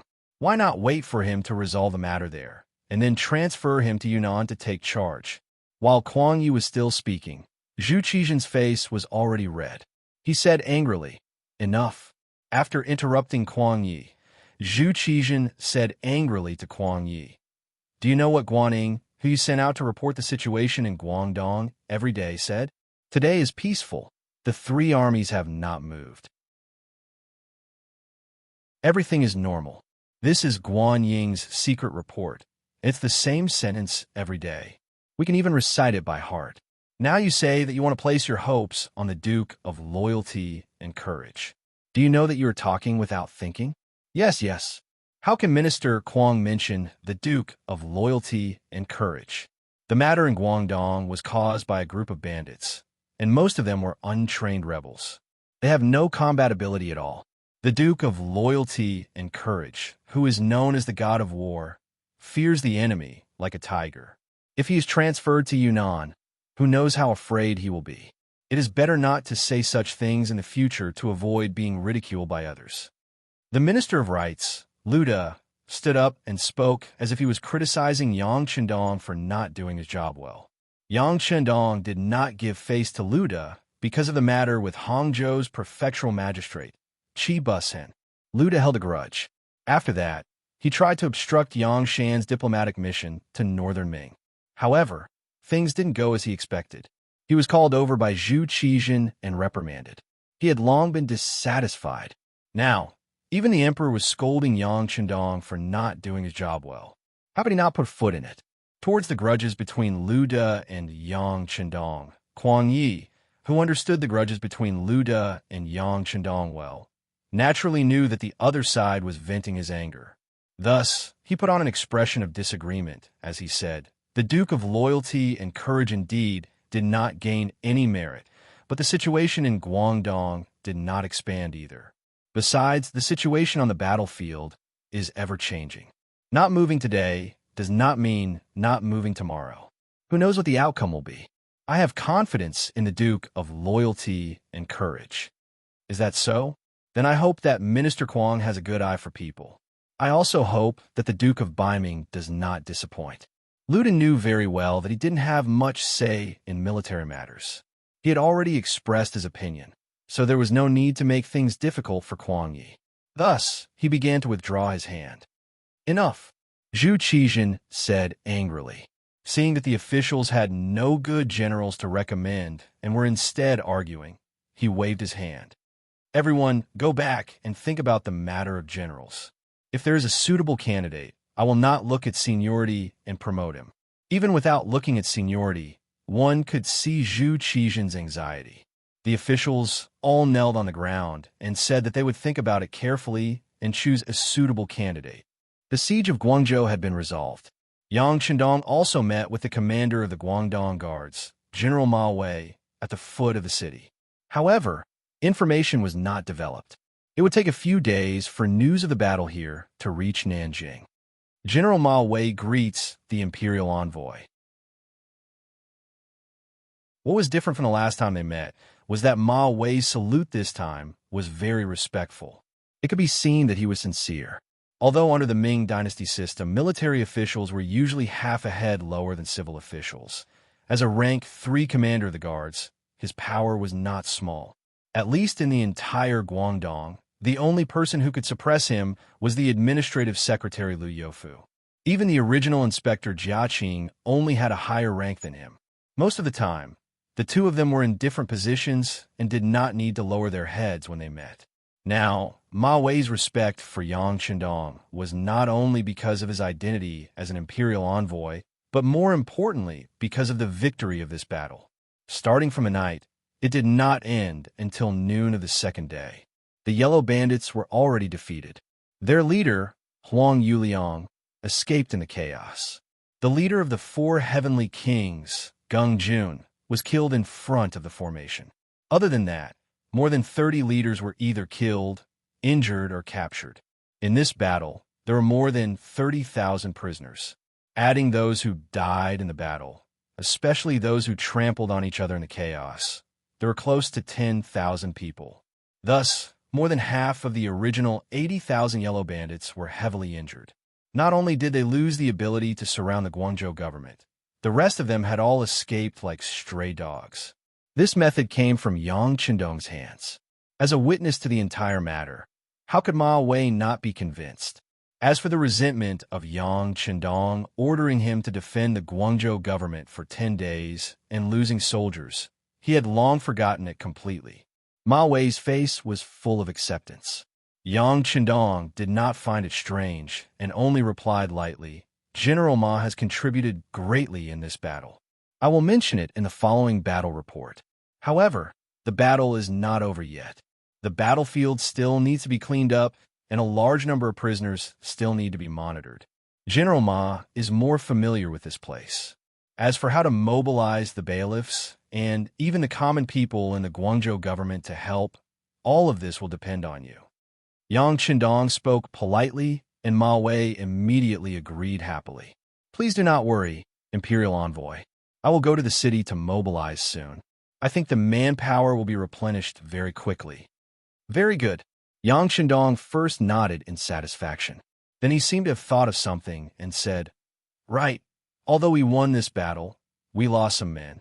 In order to better attack the yellow bandits and achieve the goal of eliminating them, I suggest that we pick some strong men from these prisoners for our use. With enough soldiers, we can win consecutive battles and restore the stability of Guangdong."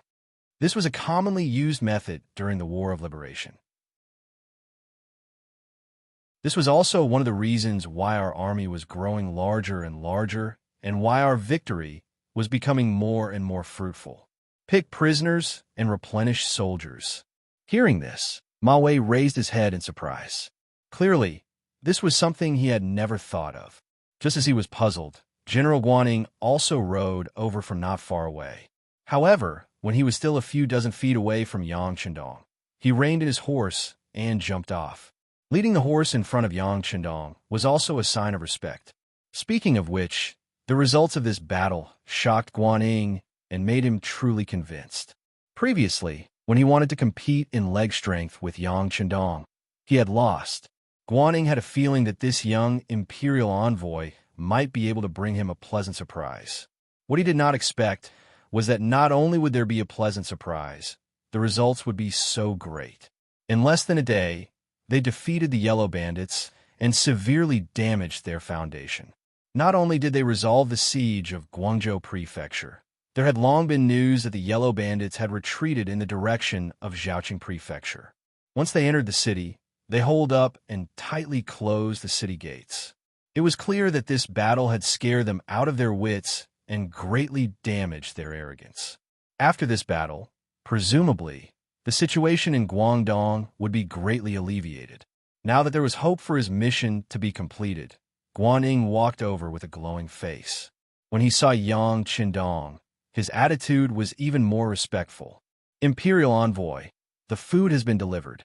When do you think you can let the army eat? There is no rush for this matter." Yang Shandong looked at the approaching Guaning with a slight smile. He then pointed at Ma Wei and said, "Just now, I said that we do not have enough soldiers.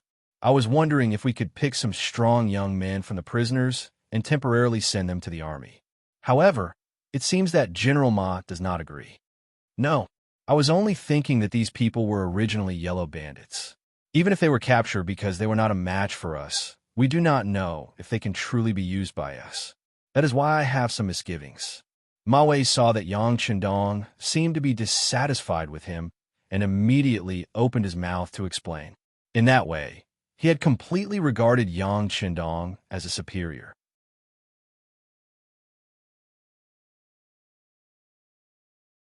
Chapter 375.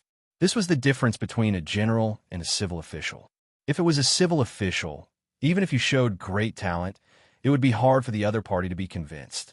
Even if he was full of flattery on the surface, it was hard to tell whether or not he would hate him out of jealousy and secretly do bad things in the dark. A general was different. Often, the better the general was at war, the more straightforward his personality was. This kind of person would call himself a hero and value heroes more. Once he met someone who was more powerful than him, not only would he be convinced, but he would also feel a sense of appreciation for that person. At this time, the only difference between the two was the difference in the master he served. Today, Ma Wei admired and respected Yang Shandong. Hearing him say that he did not support the idea of using captives as soldiers, he had to explain. Using captives as soldiers? Guaning was shocked when he heard this. Obviously, he had never thought of this idea before and was caught off guard. Yes, you can say that it's using captives as soldiers. Yang Shandong saw that the two of them didn't understand. So he explained, "The two of you, to be honest, with the amount of military power we have, it's really impossible for us to really quell the Yellow Bandits. If the other party only retreated and defended the city, with our little military power, we will not be able to display any advantage. This time, we were able to win, but one was fast and the other was strange. But what if the other party is prepared?" Yang Shandong looked at Guaning and Ma Wei and continued, "If they're prepared, the lack of military power is our weakness. They only need to fight a war of attrition with us. Even if they use 10 people to exchange for one of our lives, I'm afraid we can't afford it. There was no need for Yang Qindong to explain the weakness of having too little military power. Guaning and Ma Wei could see it clearly. But what could they do? They had transferred all the soldiers they could from Guangdong. Now, they did not have any extra power to fight a decisive battle with the Yellow Bandits. However, Yang Qindong's idea was not bad. If they could really use it, it would be a good way to expand their strength. At the very least, it would be a good way to protect themselves. However, using prisoners of war as soldiers was unprecedented in the Ming dynasty. This made things difficult for Guan Ying and Ma Wei. Seeing that the two of them only lowered their heads and didn't say anything, neither agreeing nor disagreeing, Yang Qindong chuckled. Forget it. I won't make things difficult for you. Presumably, the two of you know that as an imperial envoy, I have the authority to use some battlefield resources. Since this is the case, these people have been temporarily recruited by me. In the future, you can write in detail in the battle reports. All the blame will be shouldered by this imperial envoy. It has nothing to do with you two. You can put your hearts into your stomachs. As soon as Yang Qindong said this, Guan Ying and Ma Wei heaved a sigh of relief as if a heavy burden had been lifted from their shoulders. Although the emperor's decree did not explicitly state that Yang Qindong could use all the resources on the battlefield, but this time, the mercenaries were hired without any payment. For this reason, there was indeed news from the higher-ups that in order to make up for the Duke of Loyalty, he did indeed have the right to share the battlefield resources. Just like how he punished Lady Jia and Han Qing before, it was clear proof. Since he had this kind of power, and prisoners of war were also a type of battlefield resource, it was possible for him to use this as an excuse to use prisoners of war as soldiers. Since they had no right to object, if anything happened in the future, it would have nothing to do with them. How could they not let out a sigh of relief?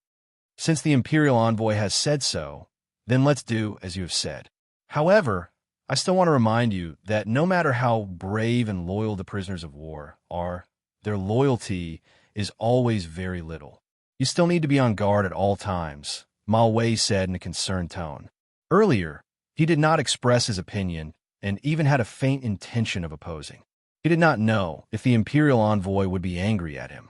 Now that there was a chance to flatter him, he would not let it go. Since Ma Wei had expressed his opinion, Guaning was not willing to fall behind. He immediately expressed his opinion. General Ma's words are correct. I also completely agree. Good. Seeing that the two of them had both expressed their opinions, Yang Qindong also let out a breath. Then the matter is settled like this. I will leave a portion of people to join the army, but most of the prisoners of war will still be returned to you. Just arrange for them to be watched over. The matter was finally settled. Yang Qindong bid farewell to Guan Ying and Ma Wei and called over the commander of the second group of the Cold Front, Luo Pe, commander of the auxiliary group, Lu Zhua, as well as Kong Jie and Song Zhe, the two political commissars. The matter of the prisoners of war has been settled. You can choose the right people first. However, remember, you must do things according to the rules. You cannot accept anyone who has serious problems.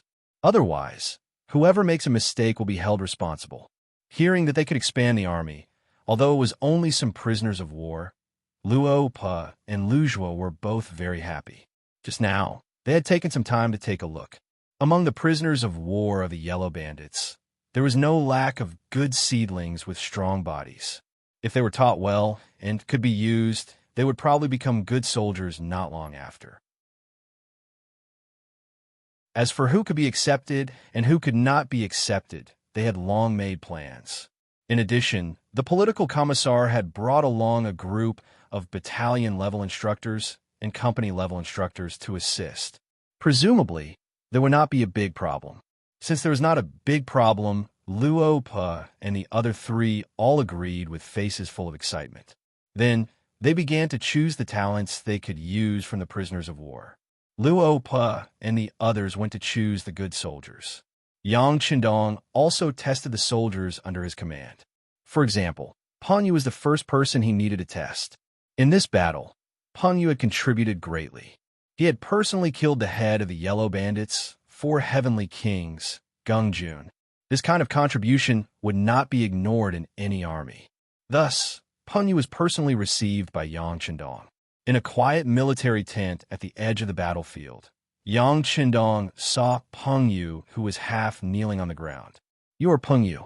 I remember that your leg strength is not bad. You also performed very well in this battle." Being called over by Yang Chendong, Pengyu was more or less excited. He had already seen that this person's identity was not simple. Now that he was praised by this person, he was naturally unable to contain his joy. "Thank you for the praise.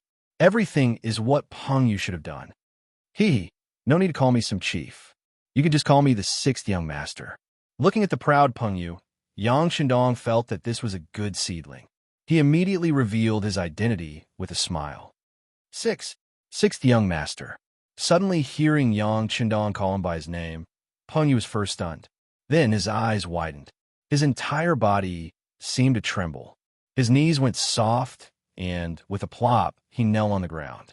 "Greetings, 6th young master. I did not know your identity and neglected you before. Please punish me." It was no wonder that Pengyu was so excited. In Crimson City, who did not know the name of the 6th young master, many people had even seen his true appearance.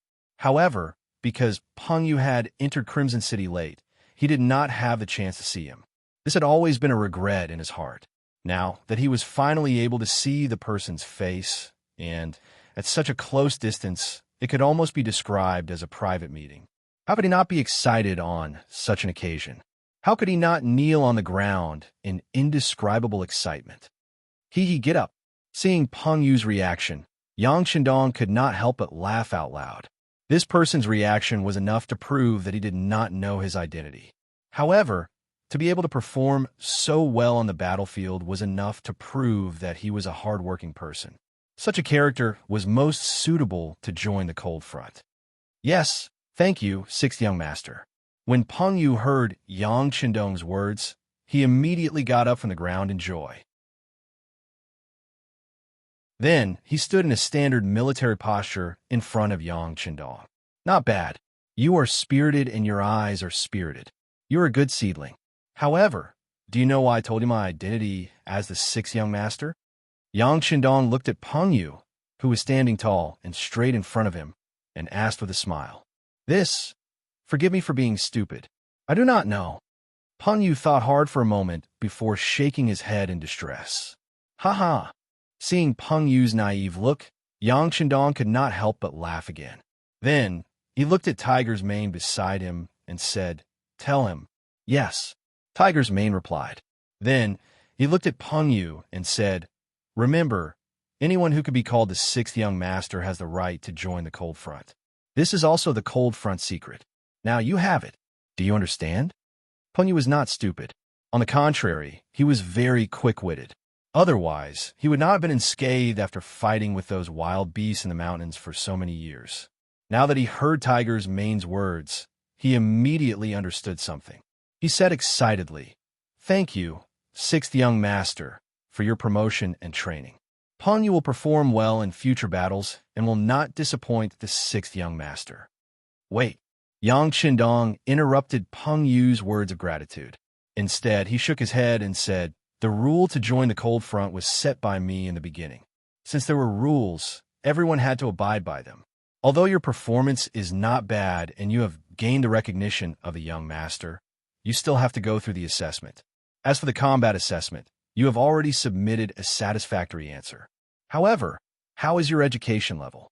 You must know that as an elite member of the cold front, you must be literate. You must be able to write and recognize maps. Which one do you know?" When the question of education level was brought up, Pengyu's face flashed with a troubled expression. Yang Chendong saw this and could not help but feel a little disappointed. He had to admit that Pengyu's performance on the battlefield was not bad. He knew that Pengyu was originally a hunter and had only joined the auxiliary forces for half a year. However, based on the principle of not sticking to one type of talent, he decided to give Pengyu a chance and make an exception for the assessment in advance. However, if Pengyu was really illiterate, he would not be able to join the cold front. This rule cannot be broken by him. Otherwise, if there was a first, there would be a second. It would not be long before the cold front would be ruled by a group of martial artists. Such a team might be able to perform well for a while, but it was impossible for them to last long. An army without education and knowledge was destined to not go far.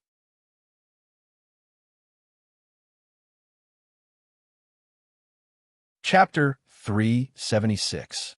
Just as Yang Qindong was feeling disappointed, Peng Yu answered, "Sixth young master, I can read a few words, but I haven't been studying for long, so I don't know many words.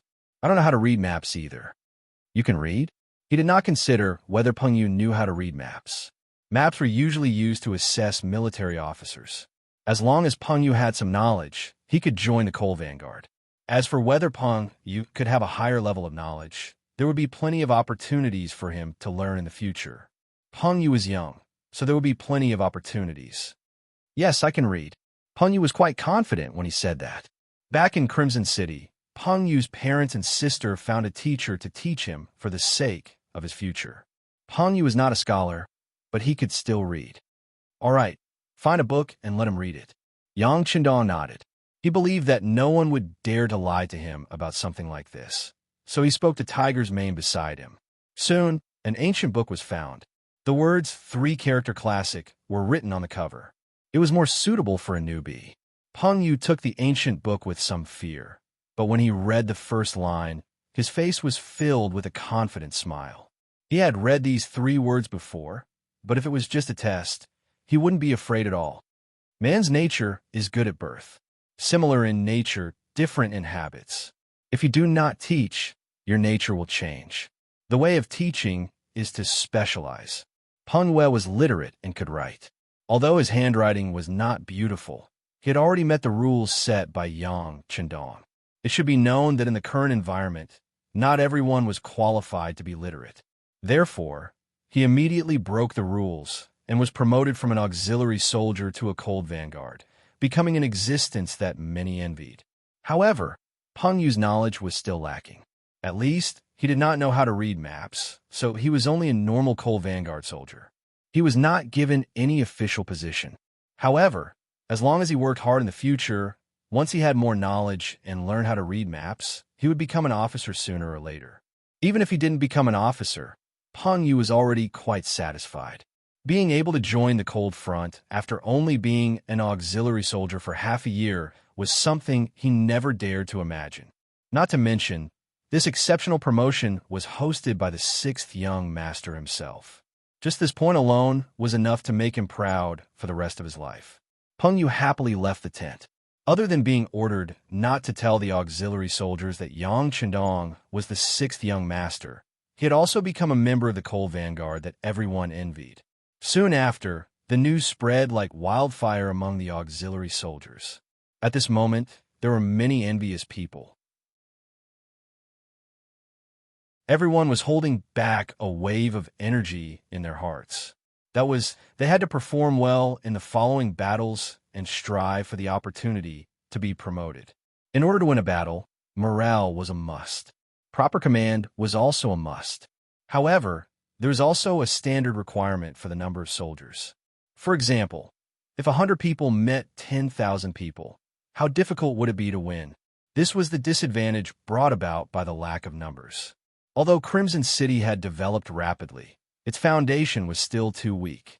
The time it had been established was also too short, resulting in a lack of manpower.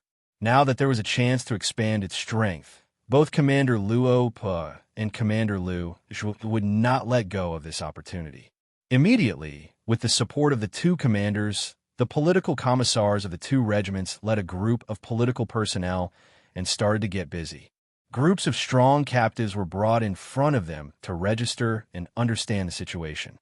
Although they could use this opportunity to expand the army, there were still rules to be followed. The first step was a strict background check. Register them carefully and see if they have any family members living outside. If they're alone, register them strictly. Not only do we have to listen to them, but we also have to ask them to name at least 2 of their captive friends. We have to verify whether they are right or wrong. As for those who can't be found, put them aside first. We can't accept them if they don't have a clear background. If they are alone, we have to understand how they ended up like this, why did their family members leave them, whether they were oppressed by the Yellow Bandits or the Ming army? We have to find out everything clearly, ask them seriously if they were literate, if they have learned martial arts, who their master is. We have to register all of these clearly. Questions after questions were asked by the two political commissars, which became the criteria to determine which captives were suitable to be recruited into the army and which were not. While these political personnel were doing their work, Guan Ying's logistical support was also effective. Even Ma Wei was very cooperative. Some of the rich families in Guangzhou were grateful that Yang Chendong led the troops to save them, so they took out silver to buy meat and wine to reward the victorious troops. Lung Feng and the auxiliary troops were able to eat their fill for a few days. Food was the most important thing to the people. Initially, some of the captives were not cooperative with the various inquiries.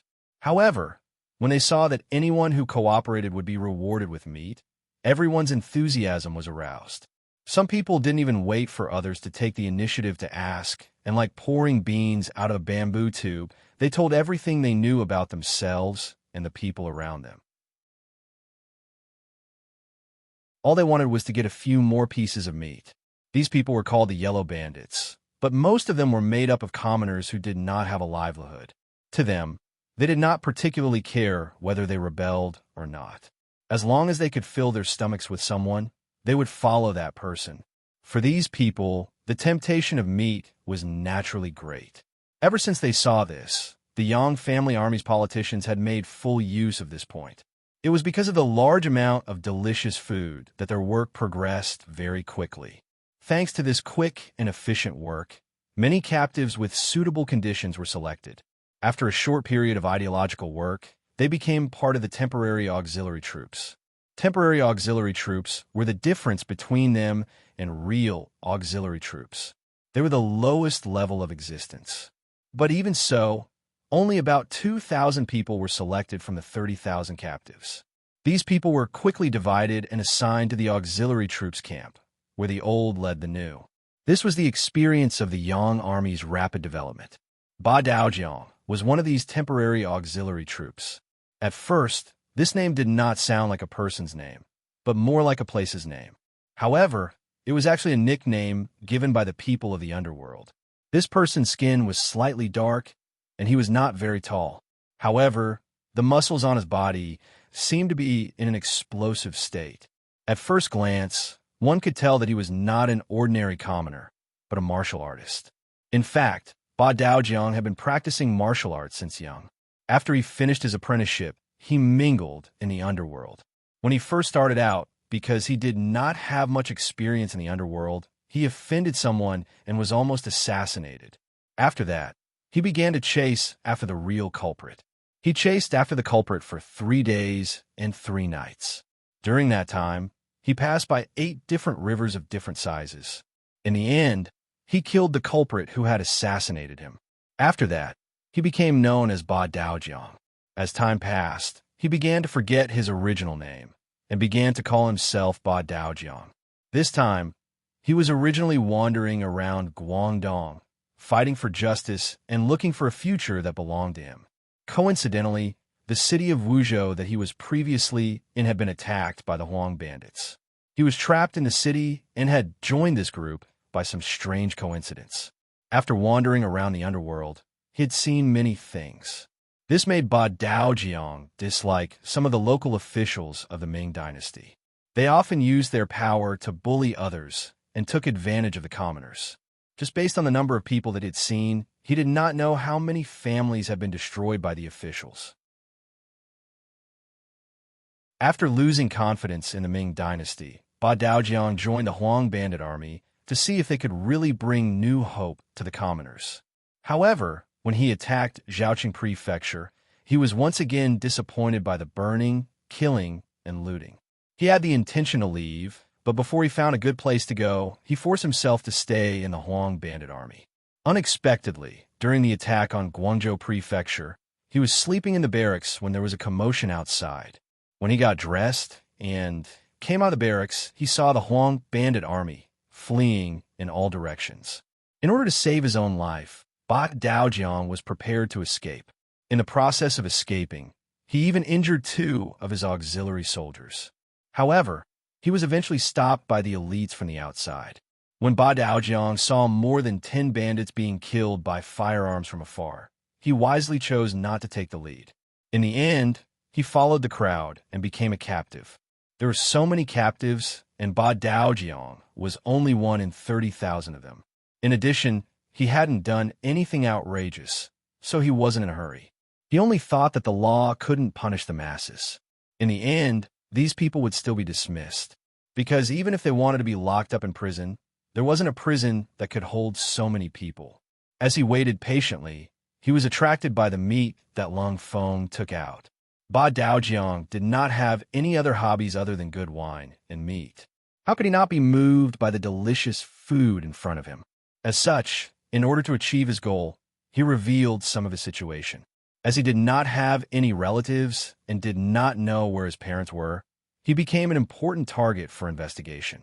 After finding out from his friends that he did not join the Huang bandit army for long and did not do anything to harm the civilians, he was selected to be a temporary auxiliary soldier and lived a life of meat. There was no free lunch in the world. After eating delicious meat, Ba Daojiang and the other temporary auxiliary soldiers would be called for a meeting every night. Lung Feng and 2 auxiliary soldiers would be in charge of the meeting. The content was for everyone to talk about their past and history, about the injustice they had seen, and about the grievances they had suffered. At first, Daojiang didn't know why he said all this. But when he saw some people being encouraged to talk about their own stories, and some talking about how their loved ones died under the Ming dynasty's corrupt and deceitful policies, or were forced to die or starved to death, tears streamed down his face. He was heartbroken.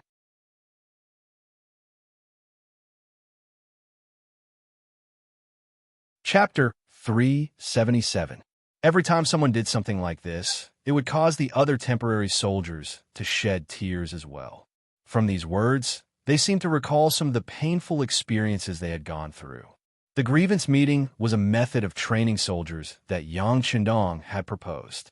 By letting everyone vent their grievances, not only would it allow them to vent their frustrations, it would also shorten the distance between them.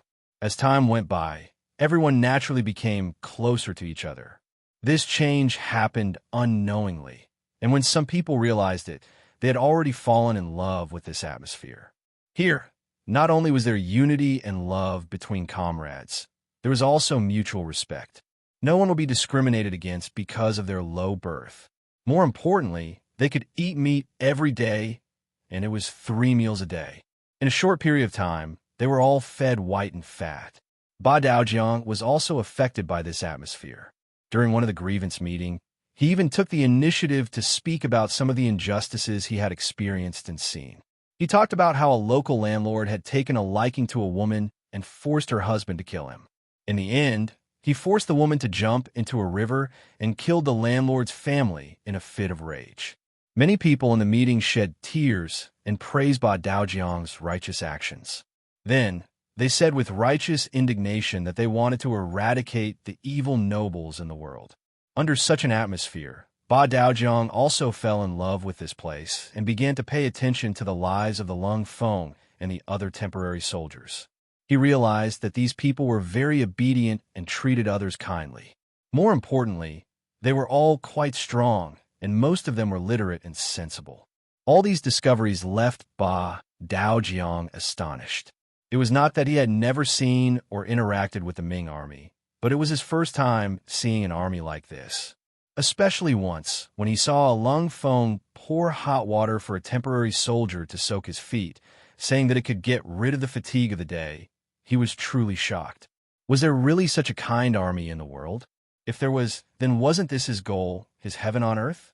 The more he learned, the more shocked he became.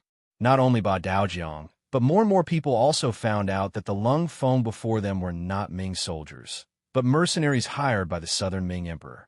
They were superior to some of the Ming dynasty's troops. Their combat power was astonishing and their military discipline was strict. They trained hard and their military quality was strong. They ate well and received good treatment. At the same time, they also owned the world's most powerful firearms and so on. All of this shocked Ba Daojiang. At the same time, he also started to feel envious.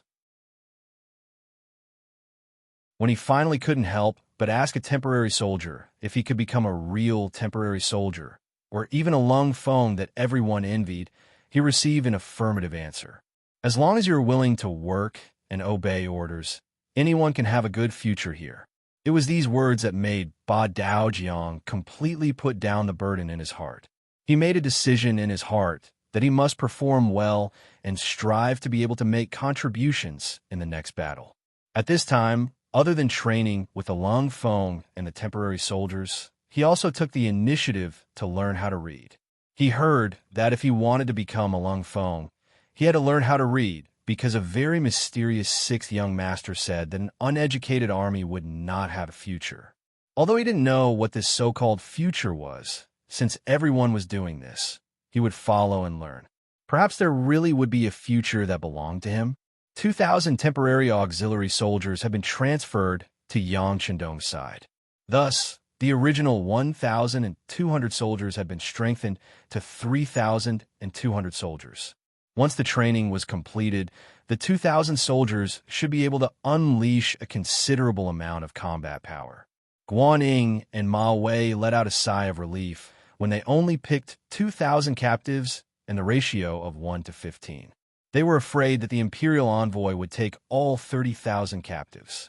In that case, they would have military strength, but whether or not they would be able to form a fighting force was another matter. Also, food and drink for 30,000 people was a big problem. Fortunately, Yang Shandong only took 2,000 people, so it didn't give them too much pressure. On the 5th day after the victory, the Guangdong political commissioner, Liu Youfu, finally arrived at the foot of Guangzhou Prefecture. The 28,000 captives were handed over to him. As for how they would be treated, whether they would be locked in prison or sent to the city as forced labor, that was the matter of the local officials. After shaking off the burden of the captives, Guan Ying and Ma Wei came together to find Yang Shandong to discuss whether or not they could stop chasing after the desperate enemy. Yang Shandong had long expected Guan Ying and Ma Wei's arrival. The three of them met in the military tent. Other than Beta Persei, who was following behind them, there was no one else in the tent. Yang Shandong finally opened his mouth. "Generals, but I don't know what you mean by chasing after the bandits." Yang Shandong asked with a puzzled face. When he was asked about the proper matter, Ma Wei's expression became excited. He rubbed his fists and said, "Sir, the Huang bandits outside Guangzhou Prefecture have been defeated and have retreated to Zhaoqing Prefecture. I heard that they are collecting the remnants of their soldiers, but in the end, it is difficult for the hearts of the people to follow after their defeat. This is the time for us to follow up our victory and chase after them. If we can quickly reach the foot of the city, like when we went from Ganzhou to Guangzhou Prefecture, I think we will be able to intimidate the enemy. Winning the battle will be a certainty. At that time, after the Huang bandits have suffered heavy losses, they will truly be unable to continue and will have to leave. Then, we can return Guangdong to a time of peace. For this matter, General Guan and I have already made preparations. All the food on the road has been prepared and is enough for the army." Just as Ma Wei finished speaking, Guan Ying, who was standing to the side, took the initiative to say, "Yes, I have prepared enough meat pies for the army to reach Wuzhou Prefecture. There is still some left. You can rest assured on this point." At this moment, Guan Ying's mentality had long relaxed. Originally, Kuan-Yin minister had arranged for him to follow beside Yang Shandong because he needed him to study at the side. In the future, he could become a general and become the cornerstone of the Southern Ming Ministry of War. Even Guan Ying himself thought this way. However, on the road from Ganzhou to Guangzhou Prefecture, Guan Ying's mentality had more or less changed. After he saw the strength of the mercenaries, the competitive heart in his heart had weakened greatly. Especially after he learned that Yang Shandong had used 800 men to break through the Huang bandits' 80,000-strong army. He became even more aware of the difference between the two sides. Yang Shandong used troops like a god. In this aspect, he was ashamed of his inferiority. However, what he admired more was the strength of the mercenaries themselves. With such strong troops, As long as the commander was not an idiot, it would probably be difficult for them to lose a battle. Since this was the case, he might as well not interfere with military matters. Instead, he would focus on logistics and study at the side. When the Guangdong matter was over, he could report it to Kuangye minister and similarly choose people from the army to train a group of elite troops. In the future, he would be a general and be able to use them. Guaning was completely convinced, as was Ma Wei. The two of them had the same thoughts, and both found Yang Qindong to ask him to send troops. The two southern Ming generals had the same view. Yang Qindong's eyes narrowed into slits. The actions of these two people were like the old saying, "Sweep the snow in front of your own door." Just as Ma Wei had said, if the Huang bandits were heavily injured, they might leave Guangdong.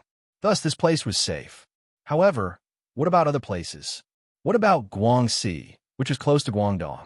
Moreover, once they left Guangxi, what would happen to Yunnan? If they gathered together with Zhu Huiyun and the others, wouldn't that be a new problem? Yang Qindong could think of these things, but he did not believe that Ma Wei and Guaning could not, especially the latter. As the minister-counselor of the Ministry of War, he was highly valued by Kuangye. How could he not predict such a situation? However, they still wanted to send troops to Wuzhou House. One had to say that they knew what to do. Thinking back to when Guangdong was in chaos, Guangxi did not send troops to help. On the contrary, they placed troops in the cities near each other to prevent the Huang bandits from entering other places. Such a method naturally allowed Guangxi to be temporarily safe. However, this would only increase the pressure on Guangdong. The Huang bandits could not go to other places, so they could only cause trouble in Guangdong. Such a method was really hurtful. This was why Ma Wei wanted to chase the Huang bandits out of Guangdong. As for where they went, he did not say and did not think about it. Even Guaning pretended that he didn't know anything. If one chopstick was easily broken, 10 chopsticks would not be broken. This was the power of unity.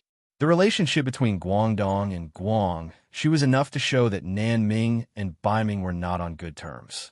The various houses under Nanming were not on good terms. If this continued, the internal losses would be too great. How could the people not be in chaos? How could the people live a good life? How could they not die? Yang Qindong thought of his own Yangxia. In the beginning, all sides were united. What if this went on for a long time? If the territory became bigger and the population increased, what would the result be? Would there be people who would raise their own troops and respect themselves? Would there be people who also had the same idea of sweeping the snow in front of their own door? There must be. Since Ji Ranxing had predicted the emergence of these problems, how to solve them. It must be known that the current transportation system was too underdeveloped. Once something happened, it would be a long time before anyone knew about it. This was not conducive to the management of a large area of land. As such, he needed to think carefully about how to do it best. In short, the mistakes that happened to others could not happen to himself. Otherwise, even if he became stronger, he would not be able to maintain this situation for long. Yang Qindong was deep in thought for a long time without speaking. Ma Wei and Guaning were very anxious. After the two of them looked at each other, they whispered, "Sir, when do you think we should send troops?"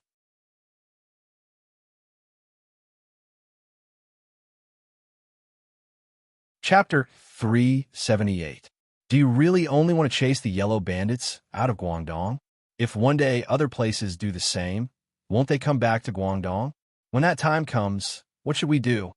Yang Qindong suddenly raised his head. His gaze was as sharp as a sword as he looked at Ma Wei and asked.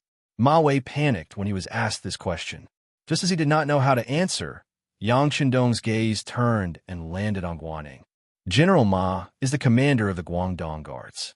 It is understandable that you only have Guangdong in your eyes, but General Guan is the vice director of the Southern Ming Ministry of War. You should have the bigger picture in your eyes. Are you also so short-sighted? Guan Ying's expression froze. He quickly lowered his head and said with an embarrassed expression, "Sir, I was wrong. I was wrong as well." Ma Wei saw that Guan Ying from the Ministry of War was reprimanded. How could he continue to be stubborn? He quickly lowered his head as if admitting his mistake. Seeing that the two had admitted their mistakes, Yang Qindong's expression relaxed. Forget it. I was entrusted by the emperor and had to consider the long term. If we only chase the yellow bandits out of Guangdong, it does not count as completing the mission. That is why I said what I said just now. If it was too serious, I ask for your understanding. Yang Qindong's words slowed down, and there was a hint of self-blame. Immediately, Ma Wei and Guan Ying's expressions became uneasy. Sir, what are you saying? You have great insight and thought things through. We can learn from you. And everyone liked to hear flattery. Yang Qindong's expression also became much better. Good. Since the two generals have the same opinion, then let's see how we can get rid of the yellow bandits once and for all. As he spoke, Yang Qindong walked in front of the sand table in the tent. The sand table was a military sand table. It had already appeared in the Ming Dynasty, but its name was Kanyu Map. It was said that the martial great master Zhu Hozhao loved to play with sand tables.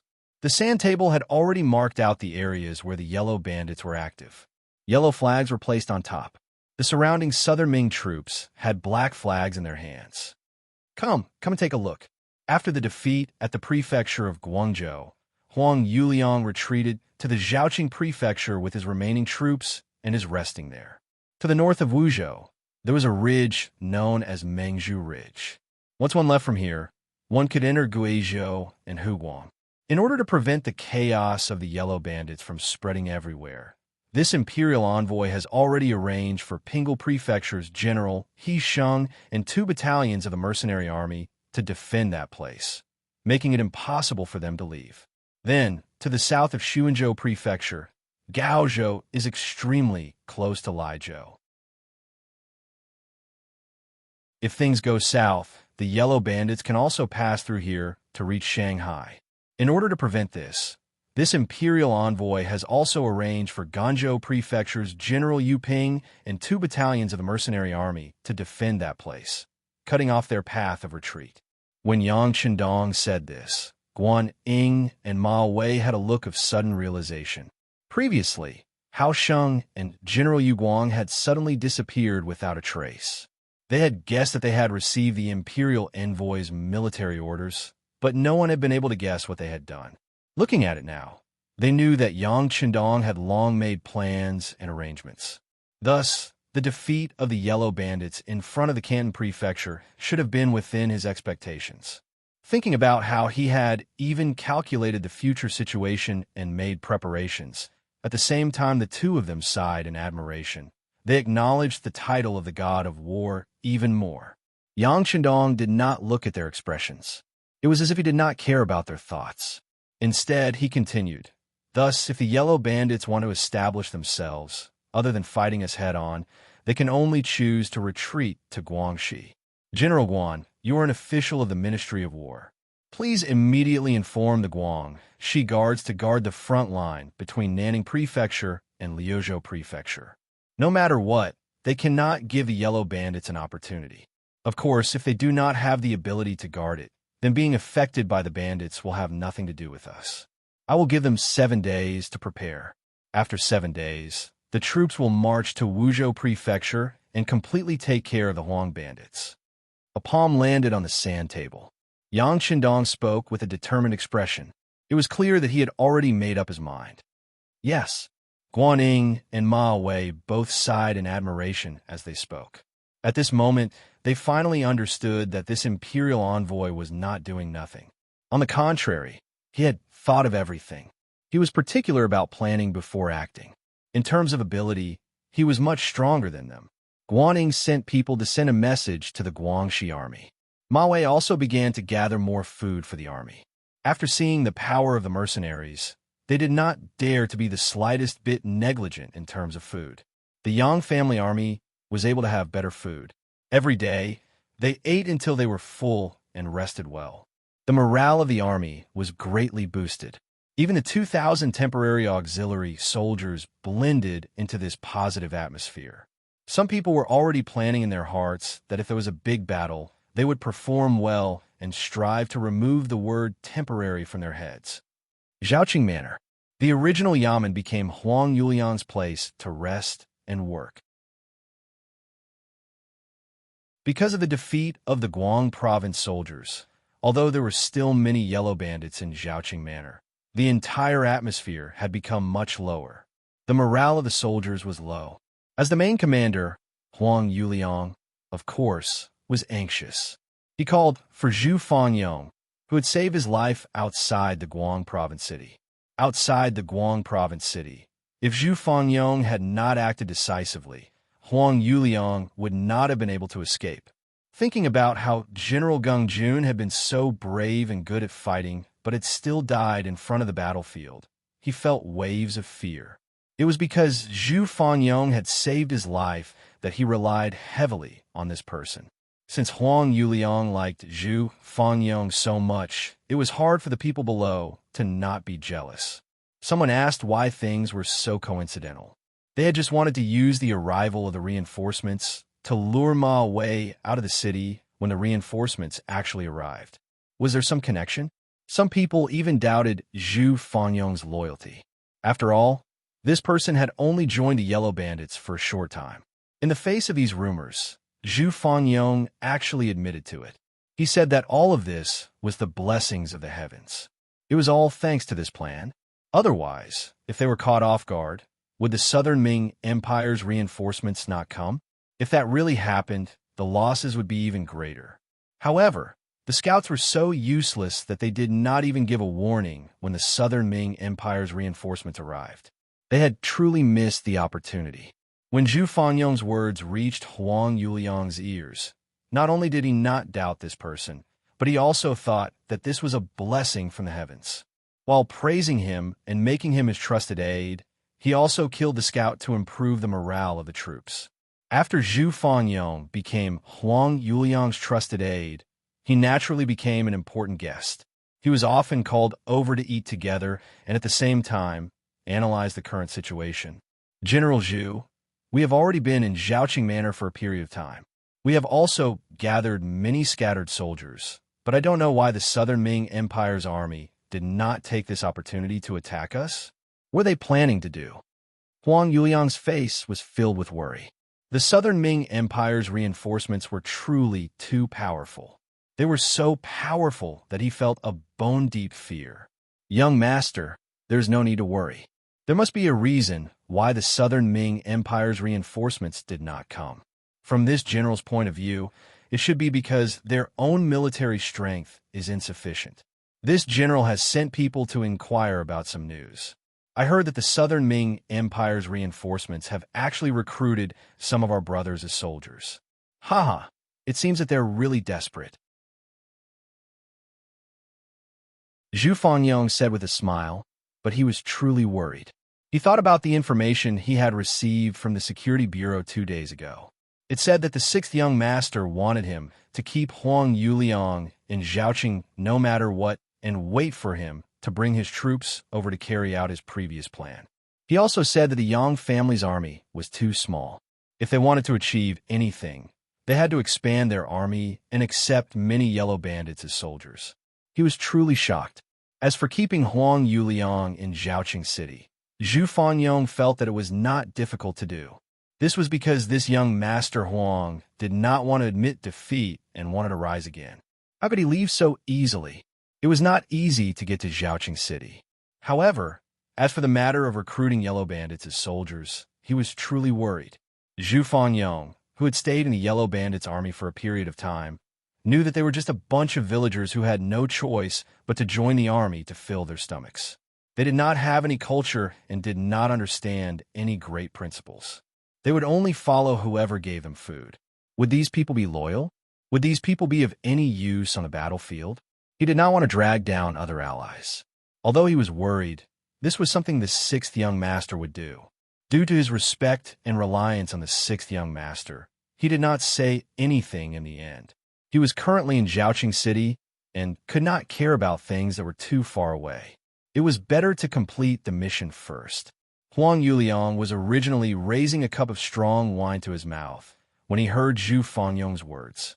When he heard that his subordinates had been recruited by the Southern Ming, he was first stunned and then laughed. His originally nervous expression instantly relaxed.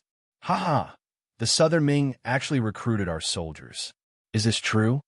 I sent out 3 groups of people and the news they sent back was the same.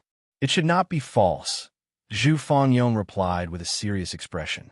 Good, good. Huang Yuliang stood up with a face full of joy. The Southern Ming actually used our soldiers as soldiers. This shows that they have too few soldiers. More importantly, they do not know that the people who can join my volunteer army are all warriors who have lost faith in the Southern Ming. If they lose on the battlefield, in order to survive, they will have to surrender to save their lives. However, their hearts will still be on our side. If we use these people, once the two sides fight and we have the upper hand, they will very likely turn their spearhead on the battlefield. That will be the time they reap what they sow. Ha.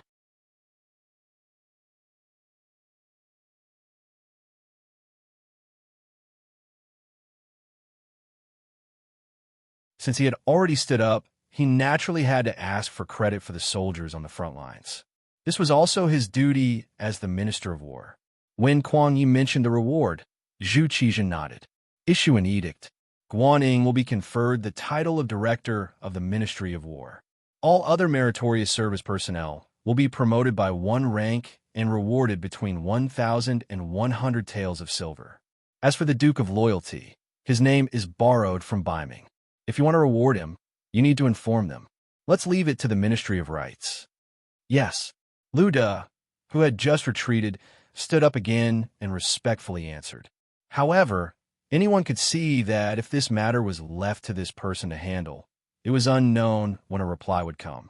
It was even possible that there would never be a reply. Kuang Yi also wanted to say something on behalf of Yang Chendong. In the secret letter that Guaning had given him, it was clear that without the imperial envoy, it would have been difficult to win this battle. How could such a talent be neglected or offended? However, before he could say anything, Zhu Qizhen had already stood up and said, "You can all disperse. We are tired and need to rest for a while.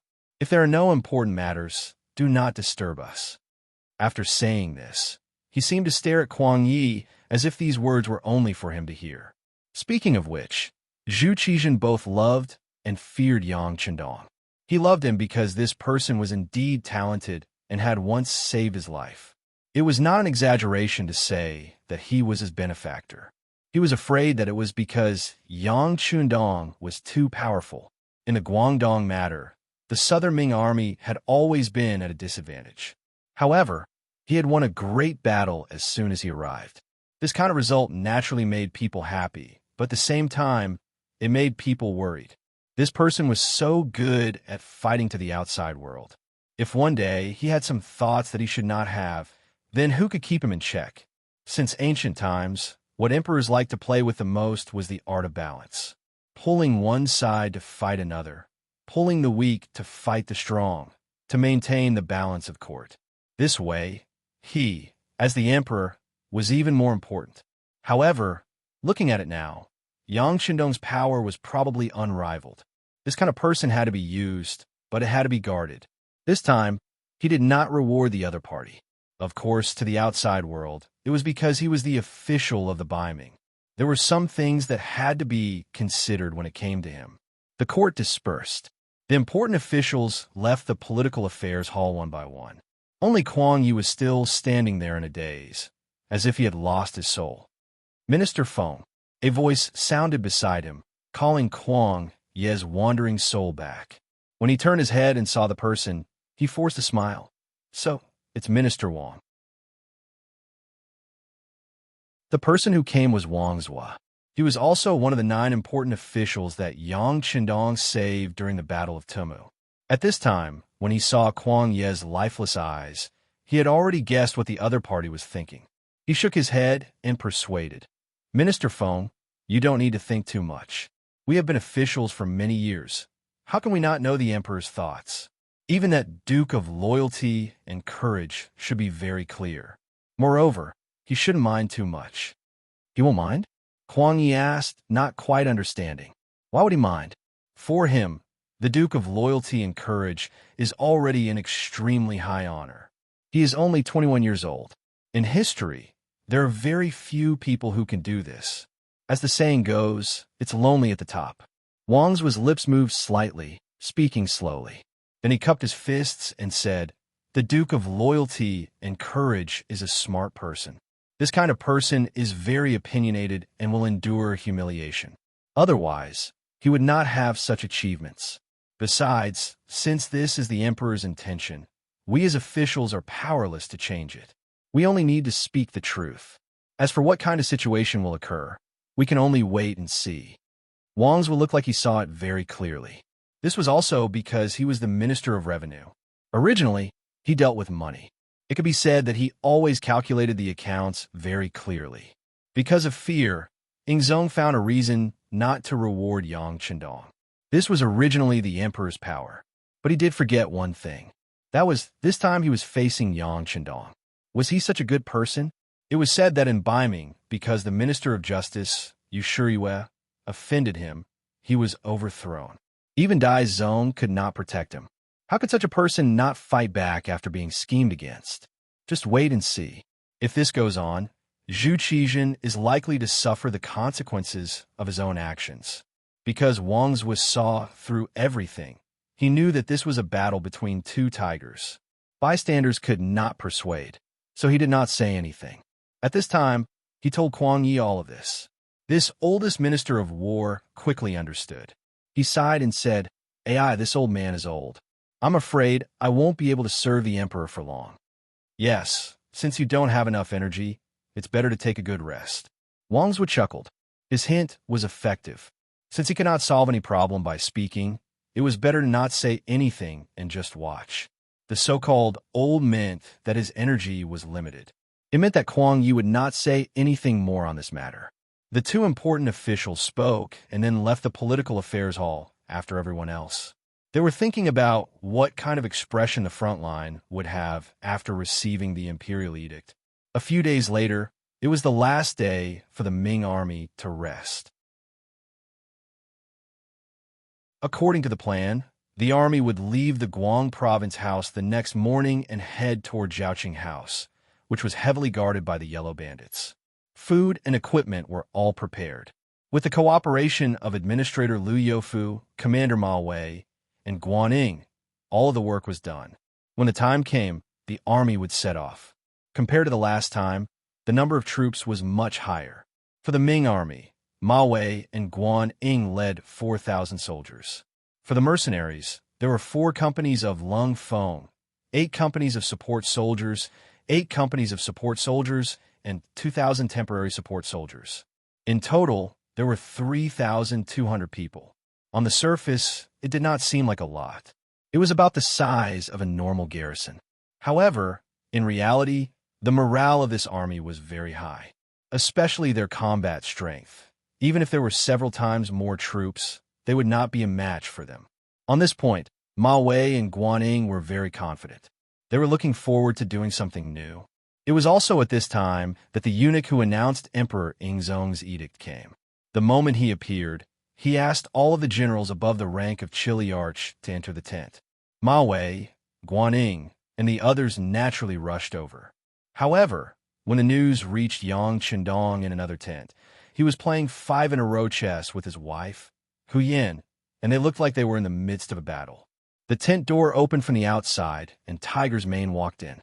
"Young master, the eunuch that Emperor Ingzong sent has arrived. He is now meeting with the Ming army general." "Oh, he is not slow," Yang Chendong answered absent-mindedly. Then he looked up at Hu Yin and said, "Yeah, it is your turn to go. Watch carefully, or else I will win."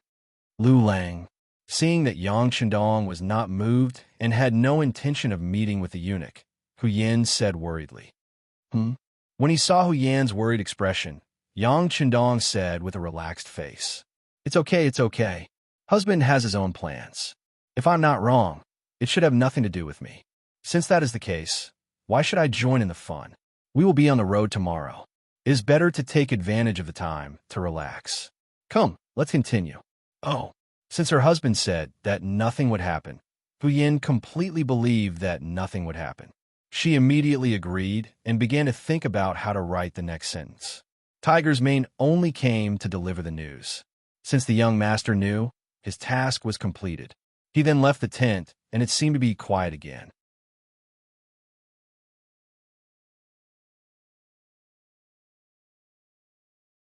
Chapter 380. In contrast, the large tent not far away was particularly lively. When a eunuch announced the emperor's decree, if everyone was not rewarded with silver tails, they were rewarded with military exploits, and they were promoted. Which one of them was not in high spirits?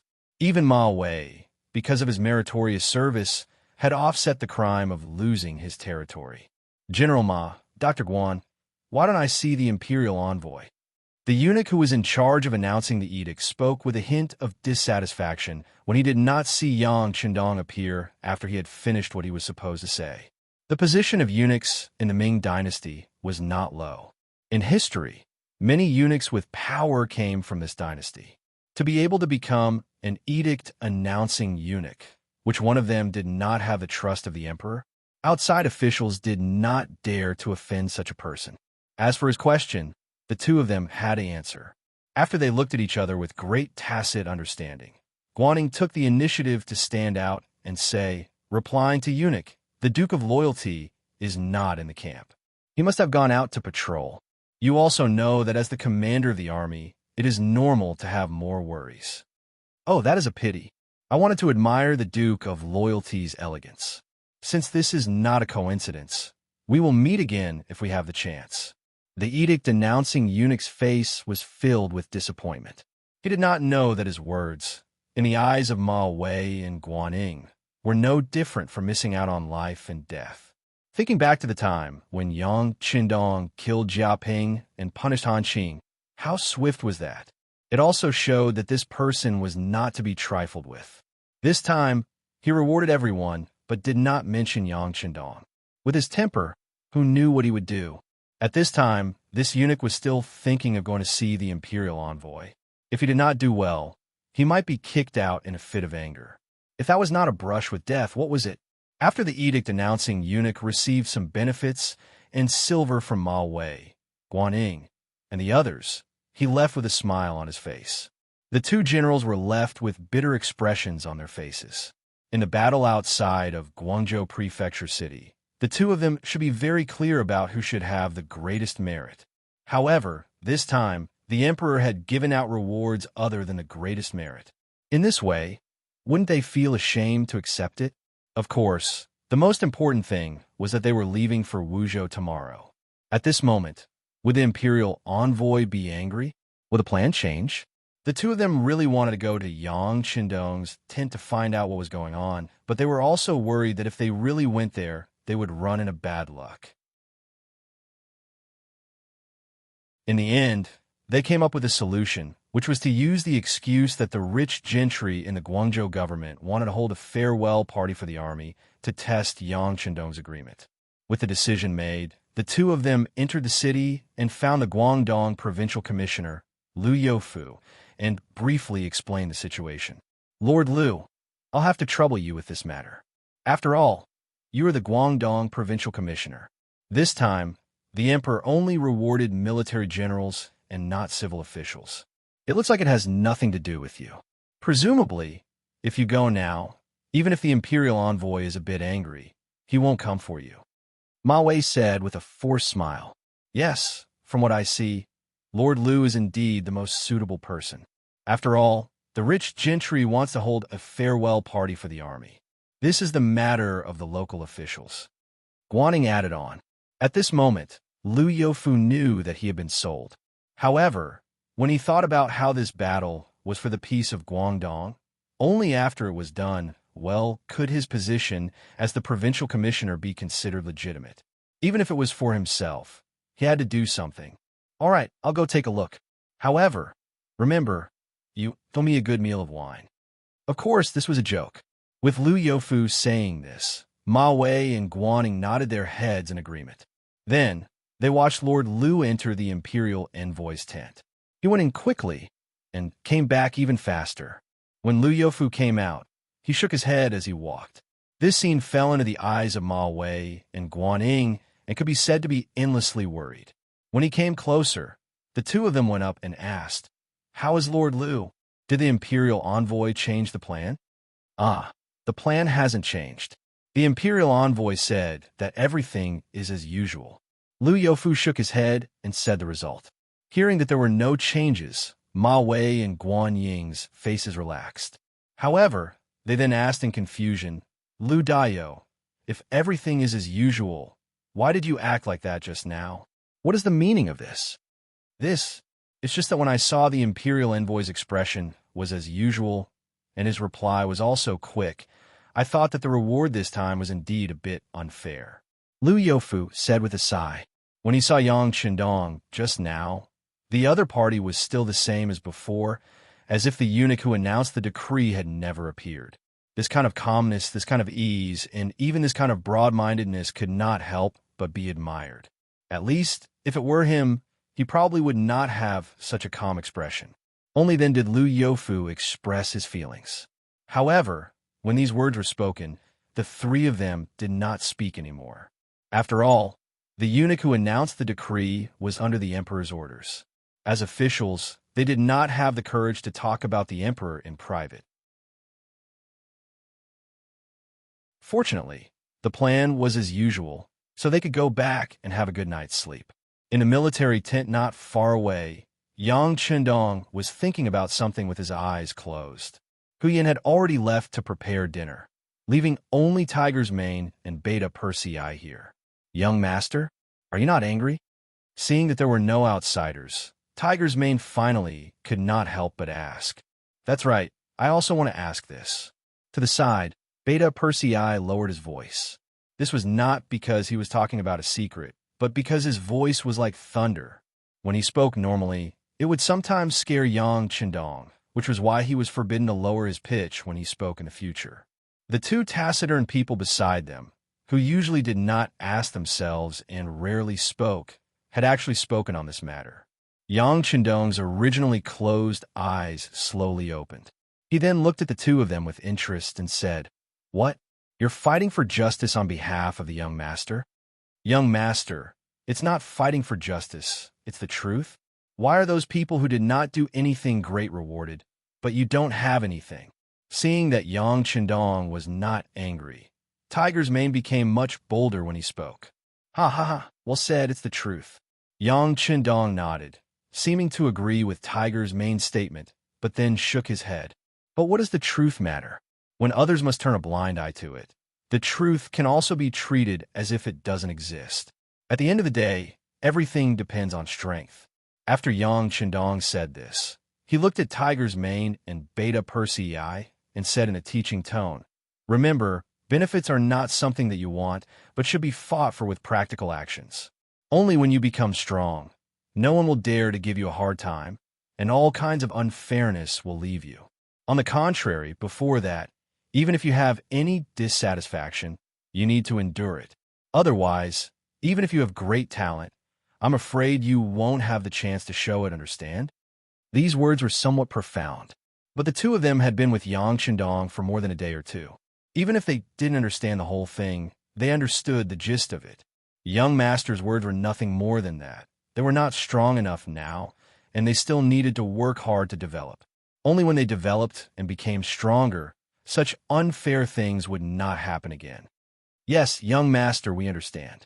We will work harder in the future. Tiger's Mane and Beta Persei both said with a solemn expression. Very good. Seeing that the other party understood what he meant, Yang Qindong first smiled, then closed his mouth again. He was thinking about the problem of how Yangtze's population could grow rapidly.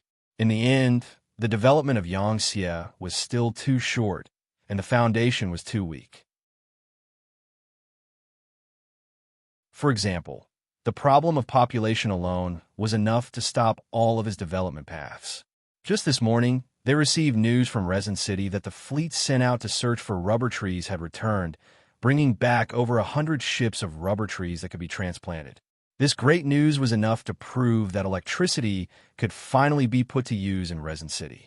But even so, Yang Qindong couldn't help but feel a little melancholy while feeling gratified. Now that he had the territory, if he didn't have enough population and army to support it, then it would still be a big problem.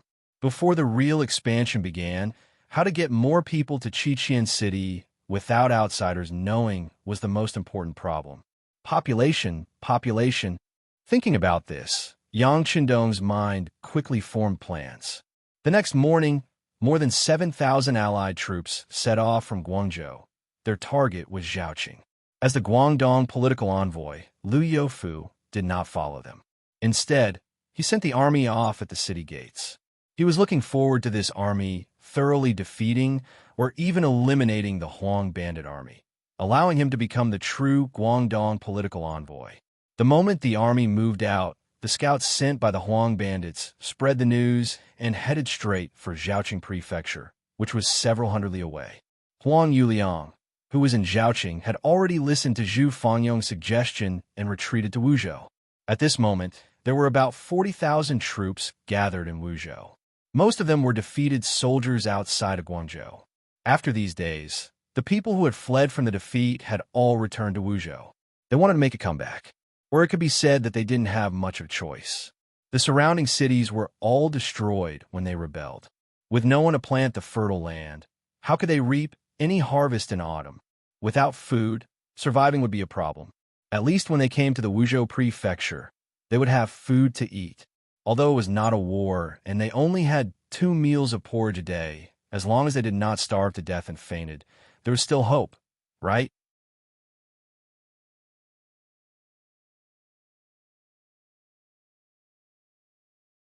Chapter 381. For the sake of food and survival, there would be many people entering the Wuzhou Prefecture every day under the banner of the Revolutionary Army. The bandit leader, Huang Yuliang, was overjoyed when he saw all of this. Regardless of the reason, these people were willing to seek refuge with him. At least he had made a name for himself. With a name, there would be people. With people, he could go around killing and pillaging. Food and money would flow into his hands endlessly. With this cycle, his territory would grow bigger and bigger, and his military strength would also grow. One day, it would not be impossible for him to ascend the throne and become an emperor. In order to achieve these goals, the first thing he had to do was to deal with the invaders. The news had already been sent over. When he learned that the Southern Ming Empire had sent over 7,000 soldiers to Zhaoqing Prefecture, Huang Yuliang laughed heartily. Only 7,000 people, and they dare to go against my army of 40,000? Do they really not want to live anymore? Huang Yuliang's laughter traveled to the various leaders in the tent. Naturally, everyone laughed along with him. In their eyes, these people were also not optimistic about the 7,000 Southern Ming Empire troops. At this moment, they seemed to have forgotten about their defeat outside the prefecture of Guangzhou. Of course, there were too many reasons why they had failed. For example, the other party had ambushed them and caught them off guard. However, now that they were prepared, they didn't believe that these 7,000 people would be able to turn into monsters. Young master, the Southern Ming Empire only sent over 7,000 people. I think they might not even be able to reach the Wuzhou Prefecture.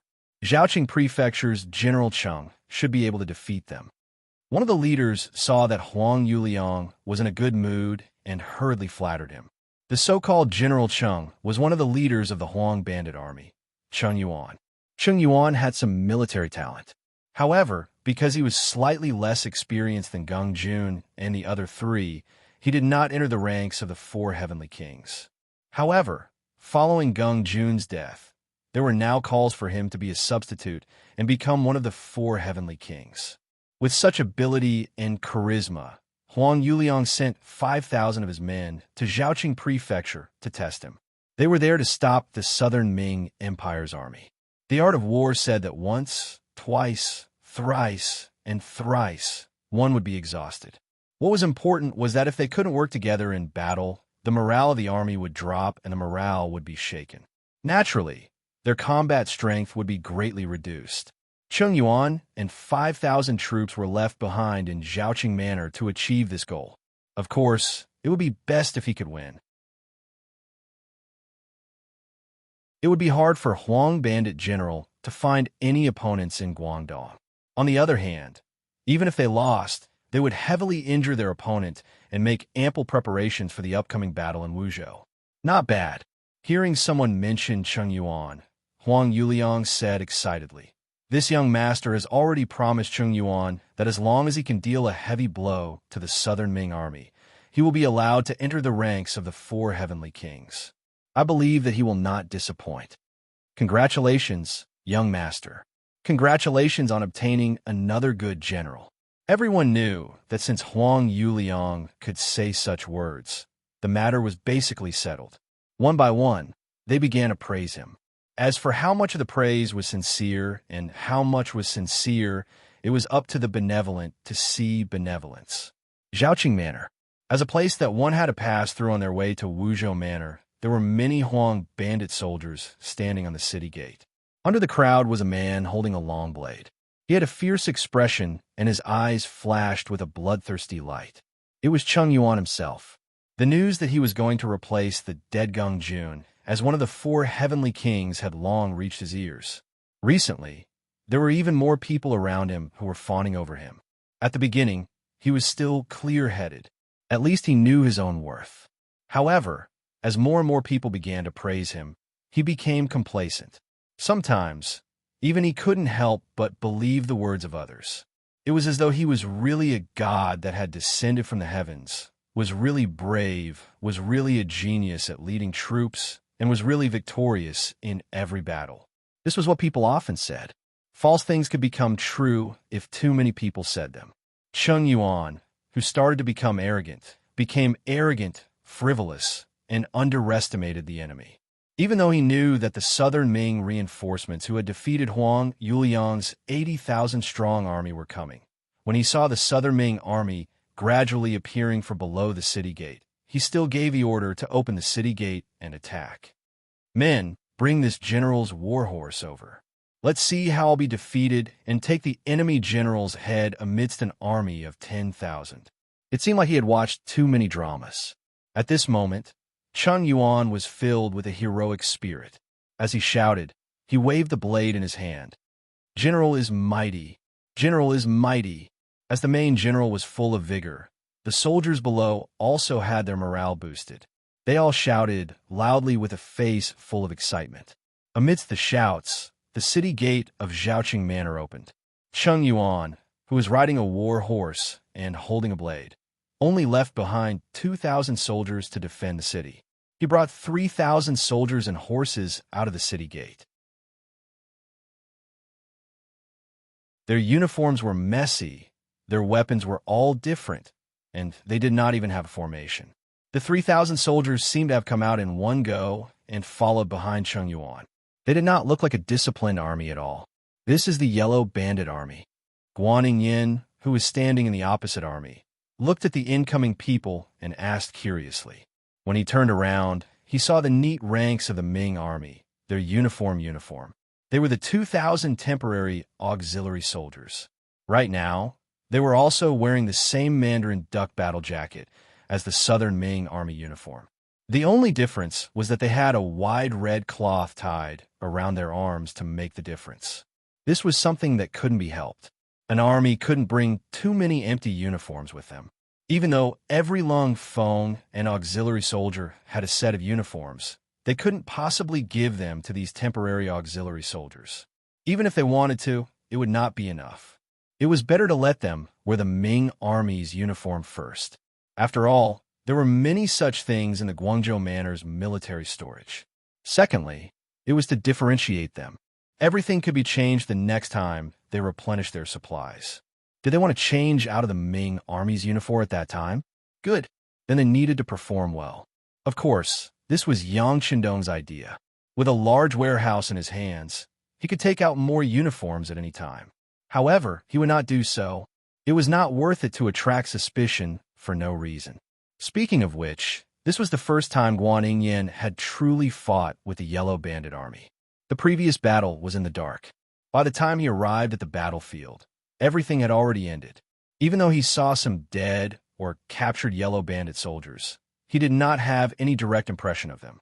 It was not like now, where he could see everything in his mind at a glance. Guan Yin's doubtful words were heard by the 2,000 temporary auxiliary soldiers standing beside him. Their faces turned red and feverish. It seemed to be doubt, but in reality, the words of disdain made them feel ashamed. When they thought about how they had been proud to stay in this kind of army, they felt even more ashamed. Yang Qindong felt the change in the 2,000 temporary auxiliary soldiers. He also knew that when Guan Yingyin said these words, it was not intentional. It was just his feelings. He had no intention of blaming anyone. Instead, he said to Luo Pa, the commander of the 2nd Cold Front Regiment beside him, "Commander Luo, in a moment, choose the 1st company as the main attack. Then, choose 2 companies of auxiliary soldiers and bring 2,000 temporary auxiliary soldiers. Do you have confidence in taking down Zhaoqing Manor? Please be at ease, Imperial Envoy. If we cannot take it down, we will bring our heads to you." Luo Pa, who had been instructed earlier, changed his title to Yang Chendong. Amidst a wave of impassioned words, he gave a standard military salute and turned to pick out the generals. "Imperial Envoy, do we not need to send troops? Isn't a little too little to send only 2,000 people?" Ma Wei, who knew the mercenary army's military structure, rode forward and carefully probed. "Yes, why don't we also send 2,000 people to help?" Guan Yingyan nodded. It was obvious that he agreed with Ma Wei's words. "There's no need." Yang Chendong shook his head resolutely and did not say anything else. He only looked at Zhaoqing Manor with a half-smile. No one knew what he was thinking. Luo Pa turned around and returned to the camp to pick out the generals. When they found out that they could only bring 1 company of Cold Front Regiment and 2 companies of auxiliary soldiers, a total of 4 company commanders of Cold Front Regiment and 8 company commanders of auxiliary soldiers instantly burst into an uproar. According to them, no matter how many companies were chosen to participate in the battle, they would definitely have a share. There were only 3 places, but the 12 company commanders all wanted to fight for it. Perhaps they also understood that there were not many opportunities to perform, or perhaps they were very confident in the soldiers they led. But no matter what, only a quarter of them could go to the battlefield. The majority of them did not have such an opportunity. If they did not fight for it, they would have even less of a chance. Obey orders. Seeing that the 12 company commanders had surrounded him, Luo Pa glared and a murderous aura exuded from his body, causing those company commanders who wanted to say something to immediately shut their mouths. Obeying orders and orders was the first lesson that every soldier had to learn after becoming an auxiliary soldier. It was also something that every soldier of the Yang family army had to do. Now that Luo Pa mentioned it, the reminder was very obvious. It was also a sign that he was about to get angry. Luo Pa only said 4 words, and everyone quieted down. This made him very satisfied. He then turned his gaze to the auxiliary regiment commander Lu Zhua and said, "Regiment Commander Lu, you can decide which 2 companies of auxiliary soldiers to send." "Yes," Lu Zhua replied. Although they were both regimental commanders, Luo Pa was from the Cold Front Regiment, while he was from the Auxiliary Regiment. One could imagine the difference between them. Even if he really went to the Cold Front Regiment, whether or not he could become a battalion commander would depend on luck.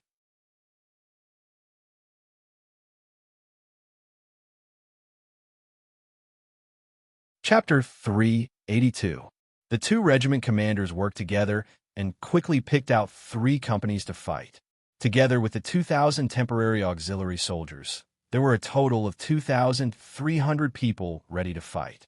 Among the 3,300 people, the company at the forefront was the Cold Vanguard Company, led by Battalion Commander Chenbo. Luo Pa had taken a step back this time, giving the opportunity to charge and break through the enemy lines to his battalion commander. Chenbo's eyes shone brightly as he seized the opportunity with great difficulty. He felt as if there was an endless amount of energy in his body. When he thought about how the 6th young master was watching his performance on the battlefield behind him and his every move, he felt an inexplicable excitement all over his body. Peng Yu was in the Cold Vanguard Company. Due to his outstanding performance on the battlefield, he had been selected by the 6th young master as a member of the Cold Vanguard Company. This time, he had to perform outstandingly to repay the trust and support. Peng Yu was not the only one. The Cold Vanguard Company was also filled with energy. Since they were able to join the Cold Vanguard Company, they naturally had the right to know who the 6th young master was. Yang Chendong's appearance was like a shot of adrenaline to them, causing them to be extremely excited. The 2 auxiliary battalions were in the middle. Following behind the Cold Vanguard Company, They would be the main attackers when the battle started. After all, the weapons in their hands were crossbows that were slightly closer to the enemy. If they wanted to be effective, then they had to rush to the front of the enemy. Although there were only 200 of them, all of them were filled with confidence. It was not for any other reason, but because they believed in their comrades and the marksmanship of the Cold Vanguard Company members who would be assisting them on the battlefield. If anyone dared to counterattack or threaten their lives, the Cold Vanguard Company would definitely step in and take care of the enemy one by one. Standing at the very back were the 2,000 temporary auxiliary soldiers. Compared to a few days ago, they now looked like soldiers standing there. The military training made them look more upright and straight. The grievances meeting reminded them not to forget the past and to remember to strive for a better future. After eating and drinking well, each of them had a ruddy complexion. When they thought about becoming real auxiliary soldiers, they would have the opportunity to follow the auxiliary soldiers back to their headquarters and live a fair and just life without having to worry about food and drink. They became even more excited. It was as if the goal of their lives had already appeared. In order to live a happy life in the future, they had to perform well in this battle. With their fighting spirit and morale, they tightened their grip on the crossbows in their hands. Although the crossbows in their hands couldn't be compared to the auxiliary soldiers, regardless of whether it was shooting distance or accuracy, they were still much better than the rusty knives, hoes, and wooden sticks they used in the Huang bandit army. With such excellent weapons, they would definitely win this battle. The 2,300 soldiers all had their own ideas, but they were all thinking about how to fight this battle well and how to perform even more bravely. Behind them were the 900 Lung Feng and auxiliary soldiers. They stood motionless on the spot, like soldiers who had died many years ago in the Terracotta Army. There was no expression on their faces. They were waiting for an order to come out and take care of any opponents or enemies who wanted to threaten their safety. The 4,000 Ming soldiers stood on the right side of the formation. They craned their necks and waited to see the changes on the battlefield. Ma Wei and Guaning widened their eyes, as if they did not want to miss a single moment. They wanted to see how these mercenaries would perform. Behind these people were Yang Qindong's family. They sat in a few carriages. Tai Qingyi led a group of female soldiers to protect them. At the same time, there was a squad of Lung Feng who looked around vigilantly to prevent any suspicious people from approaching. In the carriages, the curtains of the 3 carriages were lifted. They were the first wife, Hu Yin, the third wife, Lady Shui, and Miss Su Monair. Even though Yang Qindong had said that there would be no mercy on the battlefield and that the scene would be a little terrifying, the 3 of them could not help but look at the battlefield out of curiosity. This was especially so for Su Monair. She knew very well what her mission was. She also knew what would happen to her once she completed her mission. Right now, she wanted to see if the person she was scheming against was worth it for her to complete her mission at the cost of her life. She wanted to see if it was worth it for her to be buried with him. Coincidentally, when Su Monair's gaze landed on Yang Qindong, the man, who had changed into a set of capable camouflage clothes, raised his right hand. Then he placed it down gently, looking extremely elegant. Following this action, the 2,300 soldiers surged forward in an orderly manner. When the 2,300 people stepped on the same spot and spread out in a straight line, they looked like a long dragon from afar. It gave off an awe-inspiring feeling. Any object or object would be very spectacular and beautiful when they were in an orderly manner. It was just like the wild geese in the sky. When they were about to return, regardless of whether they were in a straight line or in a straight line, they would give off a spectacular sight, let alone a formation formed by 2,300 soldiers. Yes, General Ma Wei, who saw this scene, gasped.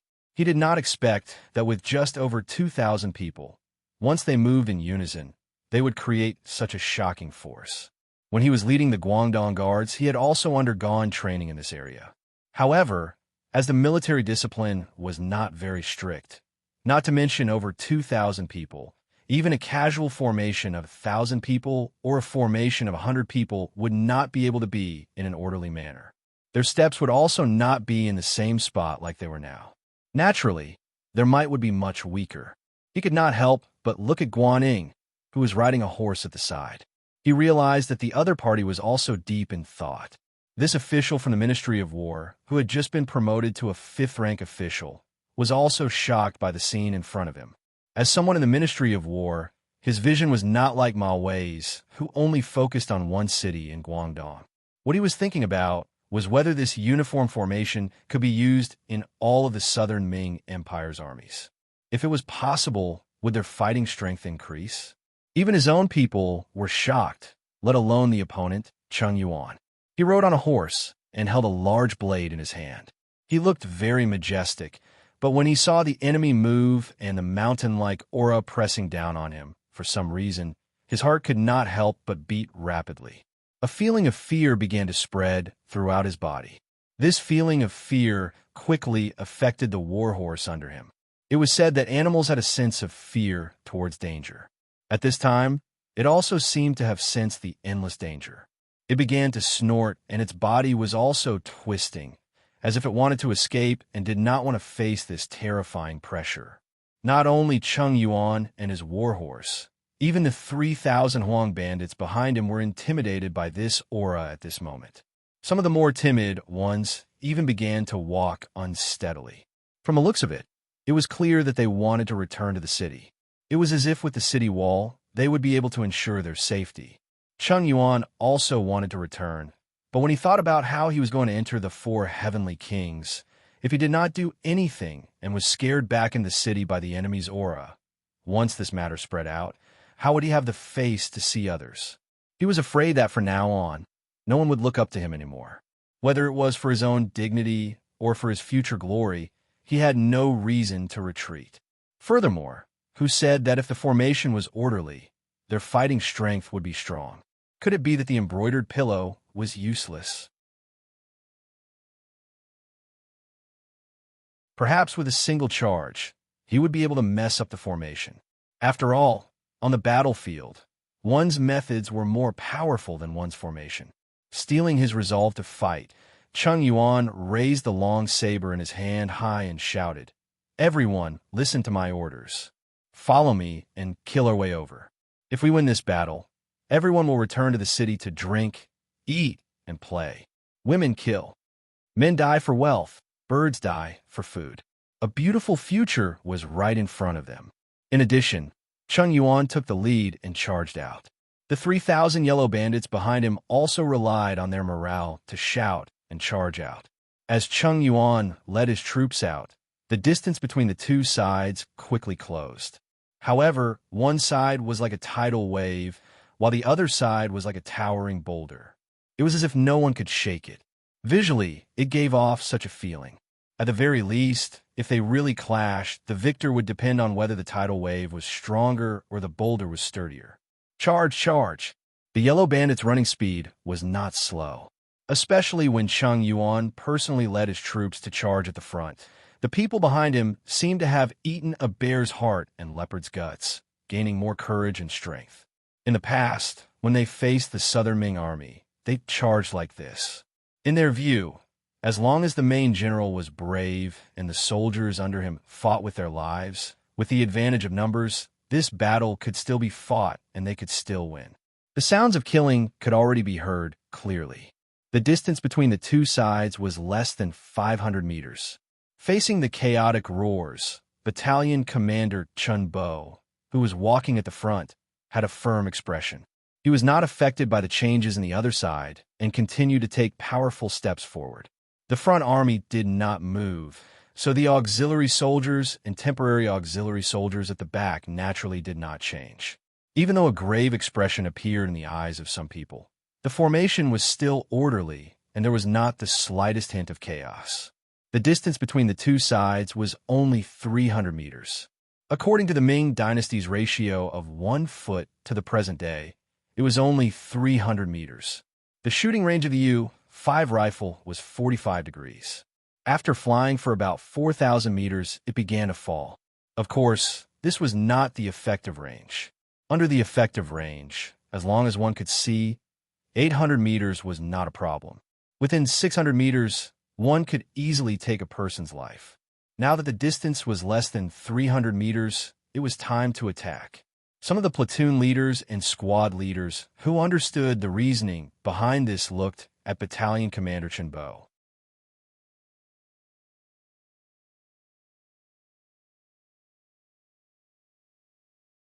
Chapter 383.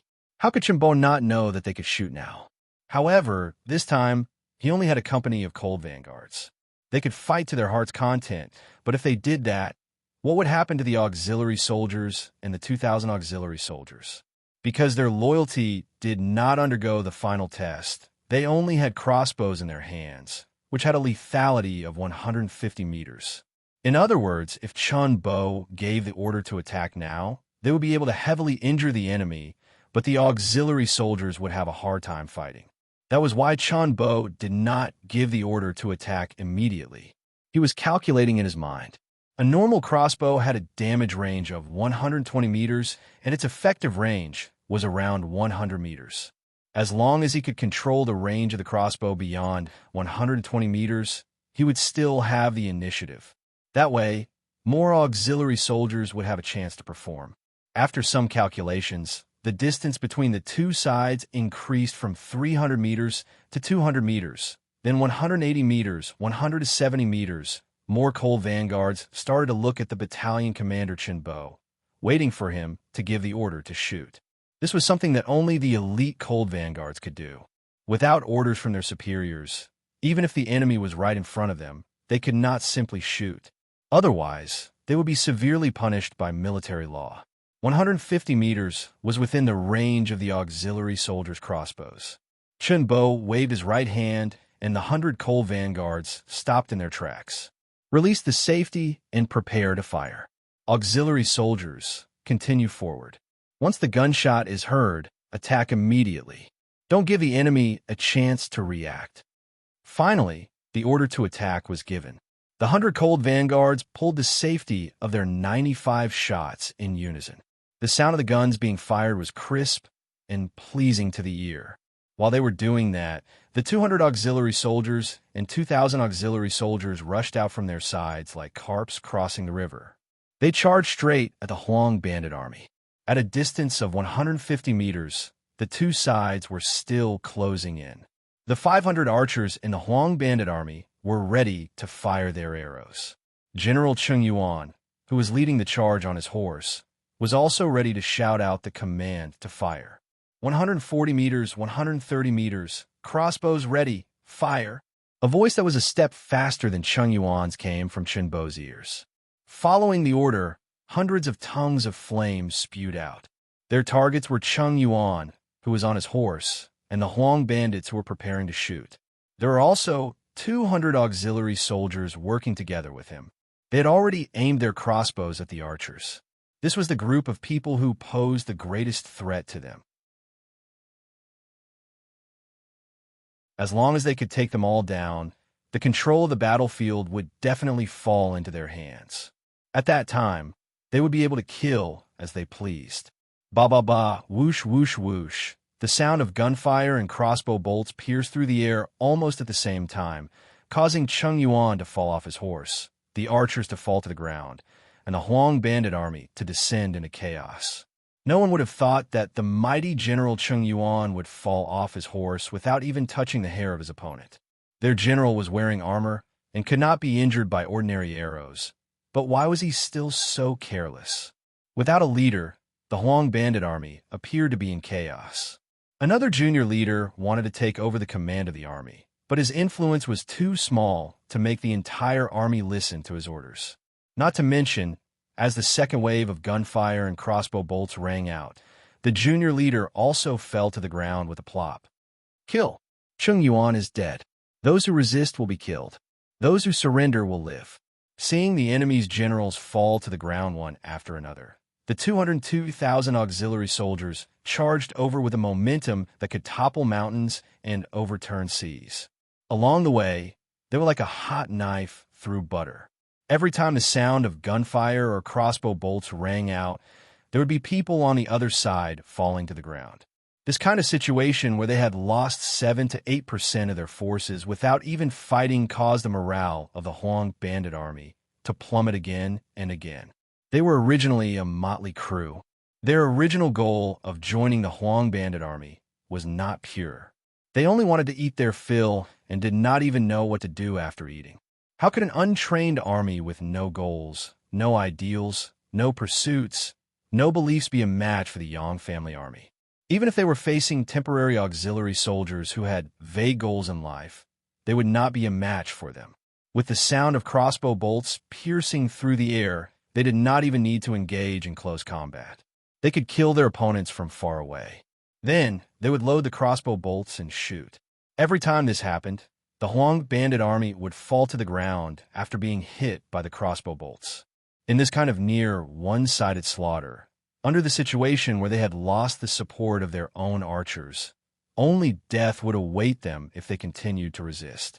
At this moment, there were finally people who could not endure the fear because they did not know when they would fall. They also did not know if the next one to fall would be them. Since surrendering would allow them to live, there was no need to hesitate. Groups of people began to throw away the weapons in their hands and kneel on the ground. Good. Behind them, Yang Shandong used his binoculars to observe everything. Seeing that Cheng Yuan had fallen from his horse and the Huang bandit army was in chaos, he waved his hand and said to Luo, "Puh, you can attack the city now. Go." Yes, Luo Puh, who had been waiting impatiently for a long time, was waiting for these words. At this moment, other than leaving a company of cold vanguards to protect Yang Shandong's central army, the other two companies of cold vanguards rushed out like war horses. Some of them were even carrying things that Guan Ying and Ma Wei did not recognize and did not know what they were for. Let's go, we can also advance. I believe that within 2 hours, we will be able to eat in Zhaoqing's residence. Yang Shandong chuckled with a face full of confidence. Yes, the mercenaries are really powerful. Guan Ying and Ma Wei agreed. But no matter how one listened, they seemed to be perfunctory. After all, only Cheng Yuan and the soldiers he brought out of the city were defeated. There were still 2,000 Huang bandit army defending the city. How could it be taken down so easily? One had to know that a siege would consume the most time and energy, as well as the source of soldiers. If things went wrong, a city would be surrounded for 10 days, half a month, or even longer. It would be normal for the city not to fall. No matter what Guan Ying and Ma Wei thought, Yang Shandong was still very confident on his horse. It was as if he was not going to watch the battle, but directly entering the city. At this moment, Luo Puh was leading 2 companies of cold vanguards to rush forward. As he ran, he encouraged the cold vanguard beside him. Everyone, hurry up. The 6th young master is right behind us. When the 6th young master arrives, the city gates will be broken. Don't delay the 6th young master's arrival.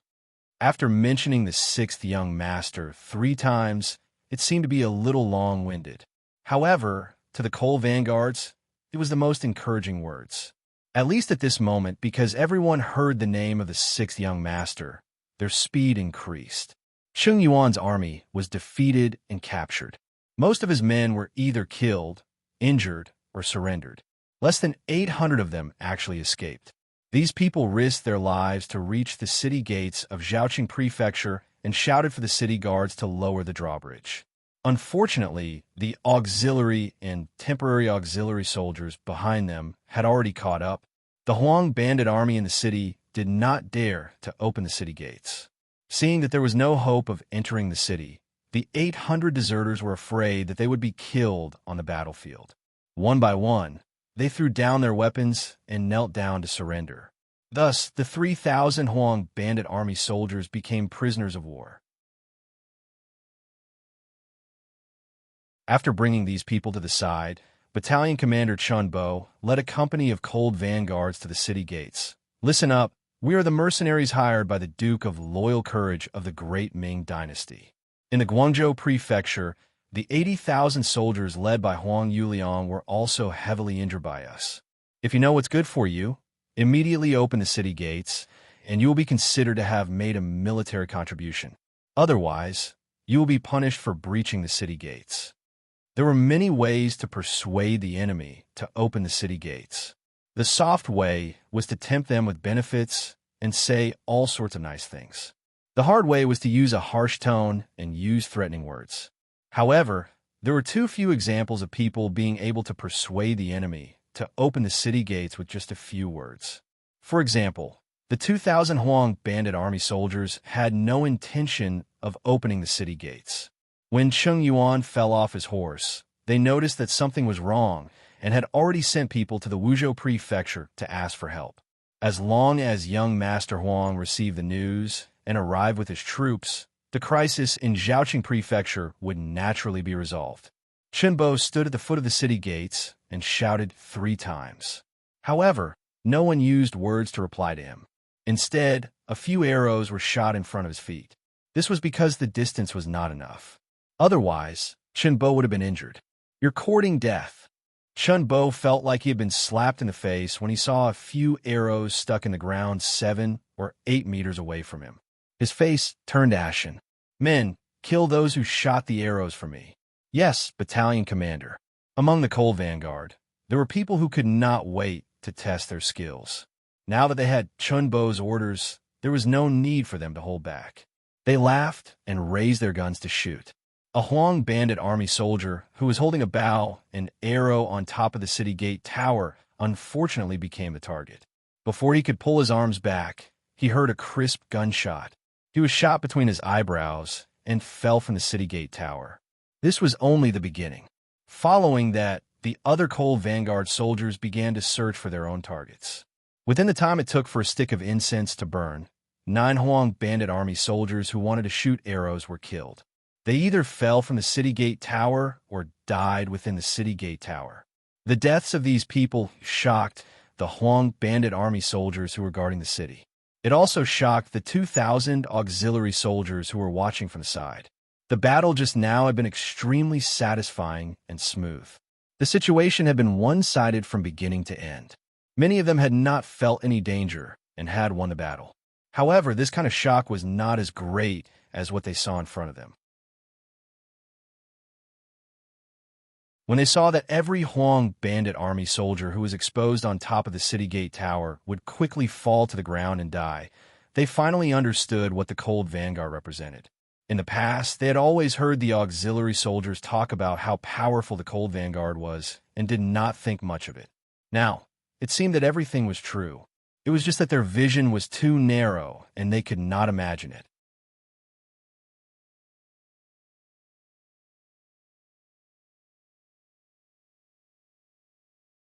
Chapter 384. Ba Daojiang was also among the auxiliary soldiers. The scene in front of him shocked him as well. As a martial artist with decent martial arts skills, he used to be very conceited. In a one-on-one fight, there were very few people who could convince him. But now, after witnessing such accurate and miraculous marksmanship, he knew that those so-called martial arts experts, when faced with such an accurate gun that could easily take a person's life from several hundred feet away, most likely would not have the slightest bit of advantage and could only be slaughtered by others. No, I have such good stuff too. As long as I am willing to put in the effort to train, I will also become a sharpshooter like this. Ba Daojiang set a goal for himself in his heart. Not only him, but many of the auxiliary soldiers also had the same idea. At this moment, they were more eager than ever to join the mercenary army. If in the past, they only wanted to fill their stomachs and fill their stomachs, now they had a higher goal. They wanted to become the strongest soldiers in the world. Under Chen Bo and Lung Feng's gunfire, the Huang bandit army suffered losses and no one dared to show their faces. At this moment, Commander Luo led 2 companies of Lung Feng and rushed over. "Commander, give me an hour. I will lead Lung Feng and charge into the city. We will definitely take down the city." When Chen Bo saw that Commander Luo had arrived, he stepped forward and volunteered. "How are we going to take down the city without scaling ladders?" "All right, you've already done very well. Look at me now." Luo patted Chen Bo's shoulder. He had given Chen Bo a chance to perform well just now. Now it should be his turn. A higher rank would be able to suppress others. Not to mention that he had just performed a meritorious deed. If it was his turn, it should be Luo Po's turn. Chun Bo immediately led the troops from before to the side. Commander Luo Po was left behind. He confidently led 200 elite Lung Feng to the city gate tower. At some point, a loudspeaker had appeared in his hand. He first glanced behind him and waited for the 200 soldiers to get into formation. When they were ready, he raised his head to look at the city gate tower and shouted, "The people on the city gate, listen up. Now that your Chung Yuan has been captured, you are just cornered beasts. If you open the city gate now, you can still redeem yourselves. But if you wait until we reach the city gate, you will all die without a burial place. I'll give you 10 breaths of time to make your decision. Men, prepare the rocket launchers." The 200 cold vanguard soldiers had been waiting for this order for a long time. As soon as Luo Po's voice fell, 5 cold vanguard soldiers walked out from the ranks. Each of them carried a 40-0 rocket launcher on their shoulders. They raised the launchers and aimed them at the city tower. The rest of the cold vanguard soldiers held the 9.5 in their hands as they stared at the city gate tower. If anyone dared to show themselves, they would not hesitate to shoot. The 40-0 rocket launcher, commonly known as the 40-0 fire, had a diameter of 40 millimeters, a mass of 5.6 kilograms, a length of 910 millimeters, a diameter of 85 millimeters, a mass of 2.1 kilogram, and a firing distance of 300 m. Although the 40-0 fire had a high requirement for stability when firing from a kneeling or standing position, it was still a convenient and portable siege weapon. After all, it was very powerful. As long as they had control of the battlefield, they could fire at will. After the 540 fire cannons were adjusted, the first cannonball rose into the air and smashed into the city tower of Zhaoqing City. Boom! A huge flame suddenly lit up. Even though it was daytime, there was still a flash of flame. When it landed on the city wall, not only did it create a huge crater, the powerful explosion also caused people's ears to ring and their hearts to palpitate, causing them to tremble in fear. With just one shell, the Huang bandit soldiers on the city gate tower trembled. They did not dare to look down from the city gate tower. Naturally, they did not know what it was that brought about such power. However, their instincts told them that this thing was very powerful and would not be easy to deal with.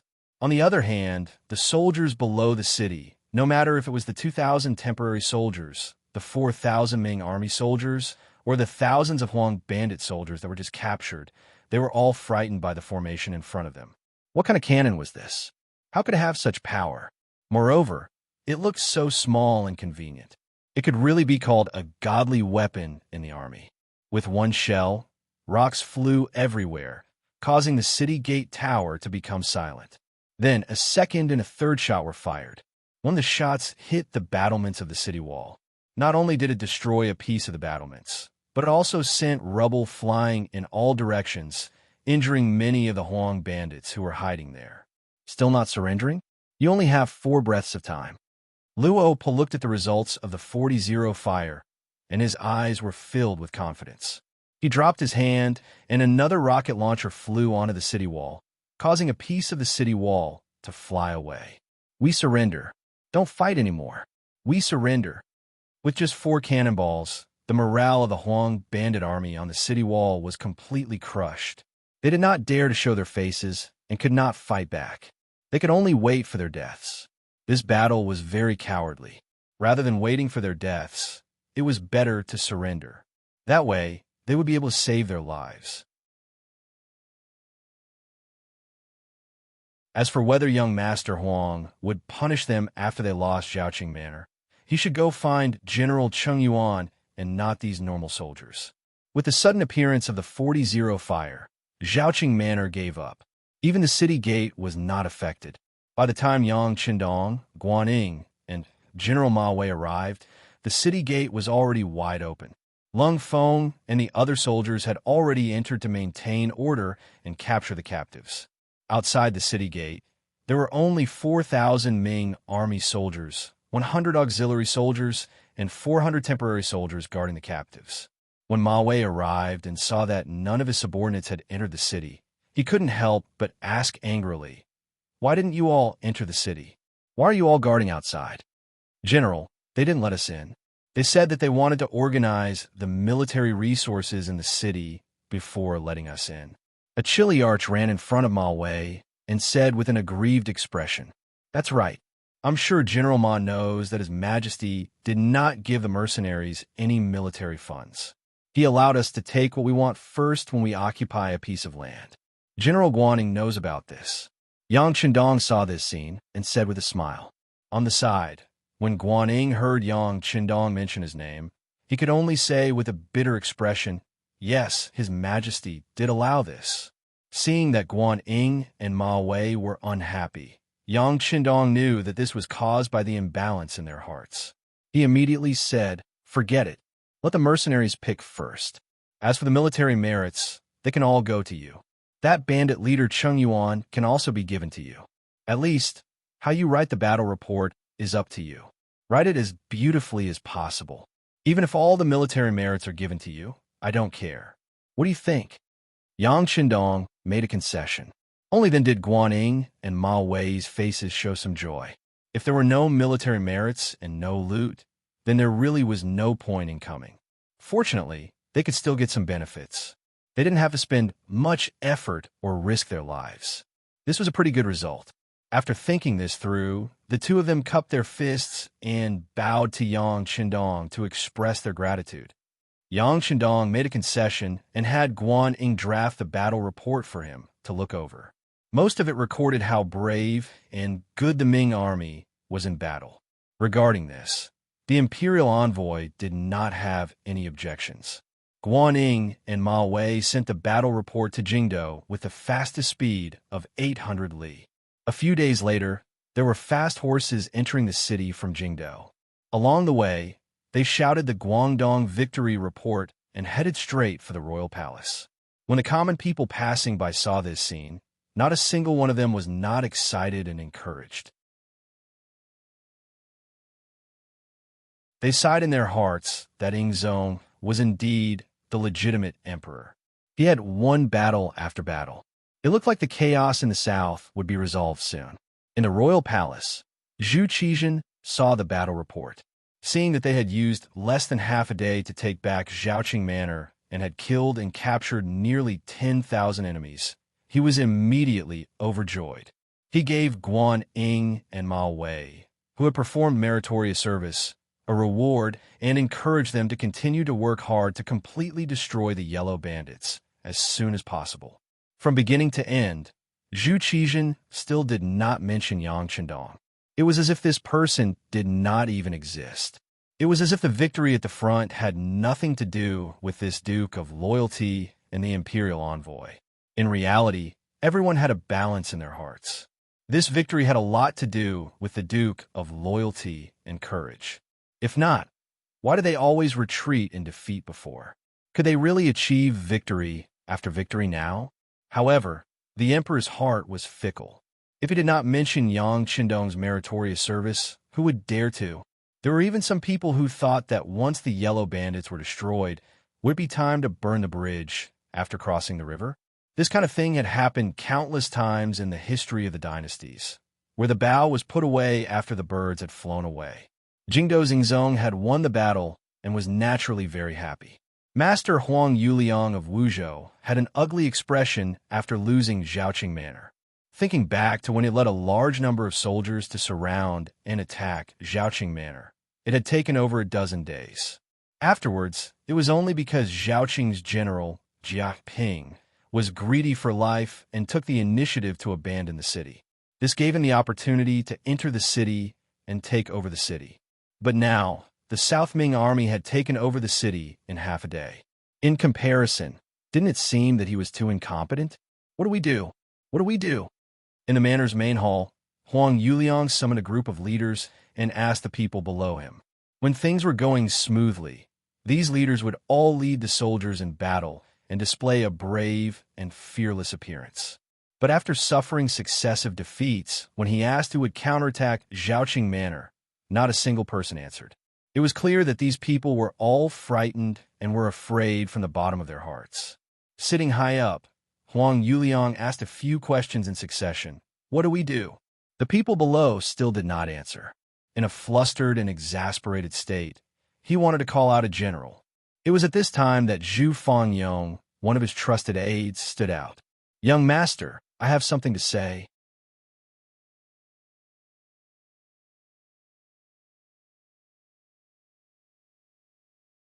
Chapter 385. Oh, are you willing to head to Zhaoqing Manor and fight with the Ming army? Finally, someone had jumped out. Huang Yuliang felt much more comforted, and his gaze toward Zhu Fangyong was filled with more hope. No, Zhu Fangyong shook his head. Seeing that Zhu Fangyong had not stepped out to help him, anger flashed across Huang Yuliang's face. Before Huang Yuliang could say anything, Zhu Fangyong had already said, "Young master, forgive me for speaking bluntly, but since Zhaoqing Manor has been taken, it will be extremely difficult to take it back. Since we are wasting soldiers on this, why not do something else?" "Something else? What do you mean?" Confusion appeared in Huang Yuliang's eyes. "I am thinking that the morale of the South Ming army is at its peak. After winning 2 battles in a row, the morale of the army is at its peak. Facing this army, it is not easy for us to fight them head-on. We should think of other methods. The art of war says that the first time will weaken and the third time will be exhausted.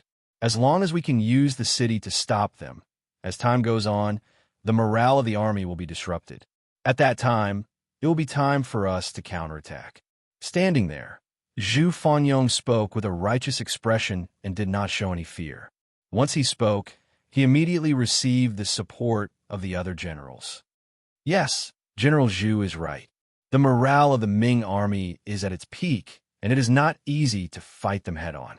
The people who could say such things were naturally afraid of the Ming army.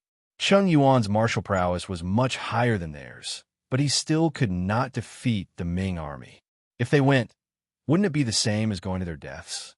All of the generals said such things.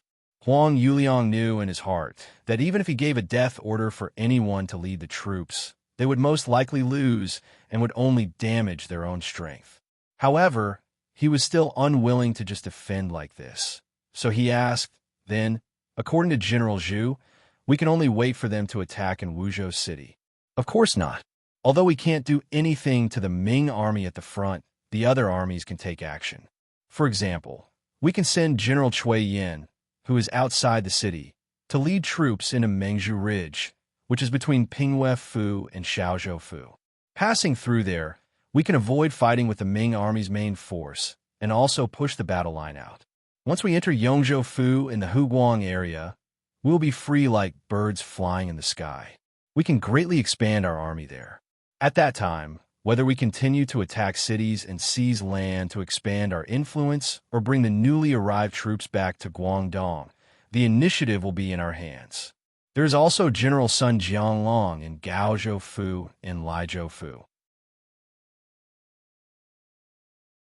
We can order him to launch an attack on the Guanghai Guards and thus attack Guangzhou Fu to divide the Ming army's strength and destroy them one by one. Also, we can arrange for General Ru Honghai in Xuanzhou Fu to advance toward Nanning Fu in Guangxi and also toward Liuzhou Fu. There is also another benefit. Once Wuzhou City is in danger, we can retreat toward Guangxi to avoid the danger and make plans. After speaking so much, Zhu Fangyong turned to Huang Yuliang and said, "This way, we will be spreading out everywhere and forcing the Ming army to send reinforcements everywhere. At that time, our chance will come. We can gather a large number of troops to attack one place and reverse the current disadvantageous situation." Zhu Fangyong's words were clear and logical. In Huang Yuliang's ears, it was quite feasible. He was even fantasizing that once the plan came true, the power in his hands would more than double. At that time, he would be able to stand up against Yunnan's Min Zhuangwang, Zhu Huiying. Then, it would not be impossible for him to conquer the world. Good. General Zhu's plan is good. Immediately write letters to the heavenly kings. I want to spread out everywhere on the battlefield. I want the Ming army to be tired of dealing with them. I want the world to know my power. Huang Yuliang laughed in praise. It was as if he had already become the master of the world. Congratulations, young master. The other generals in the hall also flattered him, causing waves of laughter to erupt. Fast horses left the Wuzhou house and headed in all directions. Before long, Guangdong, Guangxi, and even Huang would become chaotic. At that time, the Ming Empire would not have the energy to send a large army to deal with the Wuzhou house. Zhaoqing House. A new round of evaluation and selection was going on.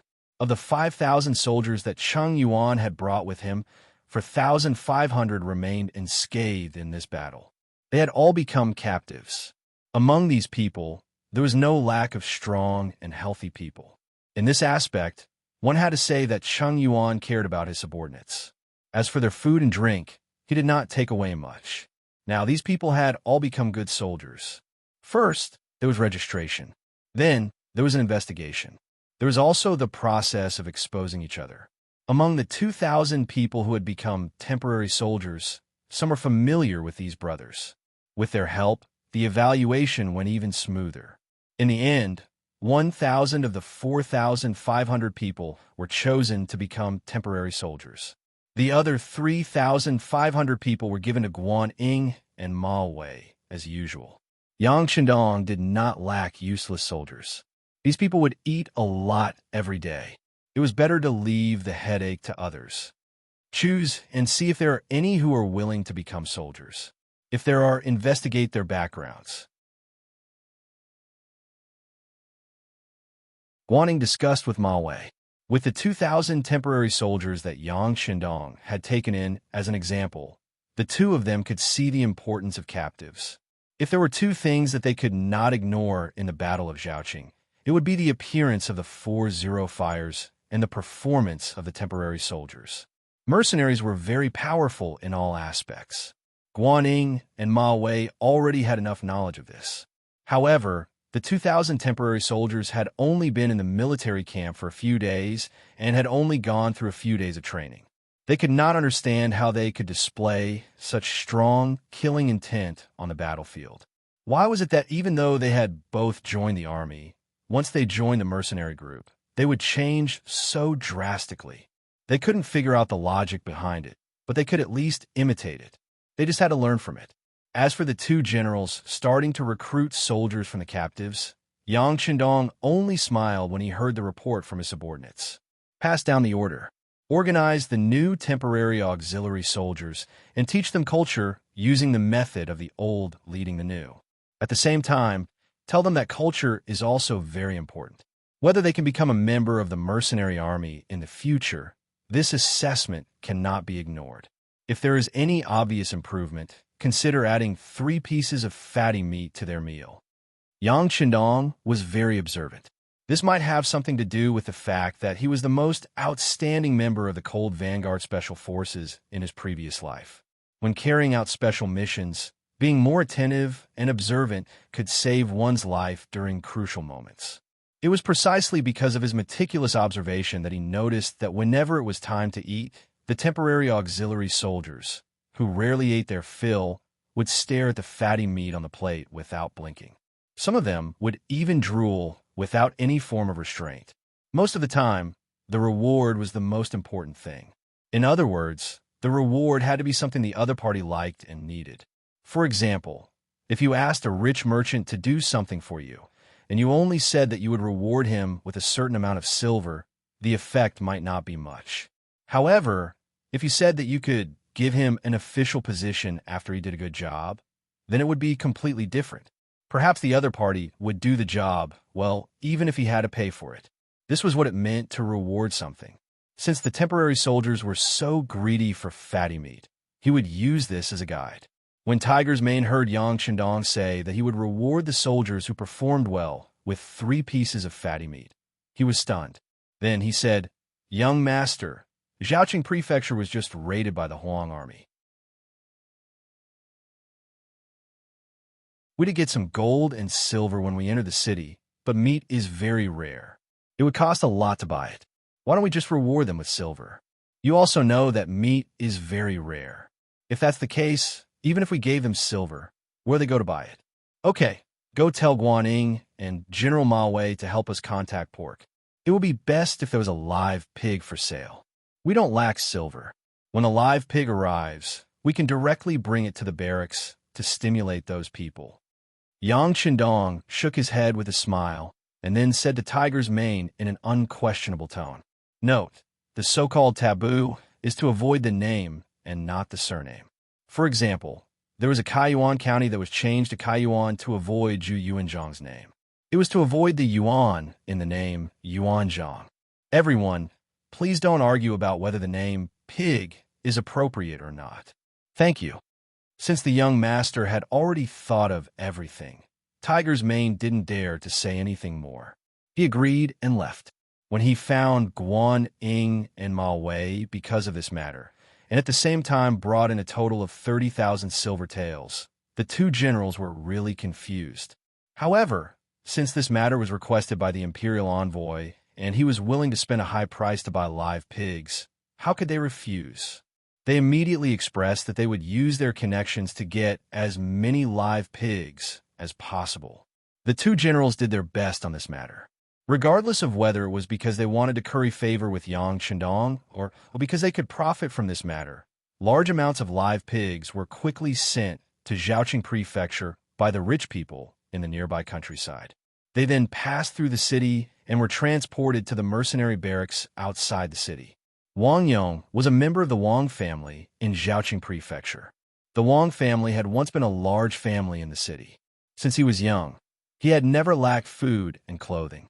He had always carried the hope of the family's revival. However, he had no interest in studying. Instead, he liked to dance with his spear and stick.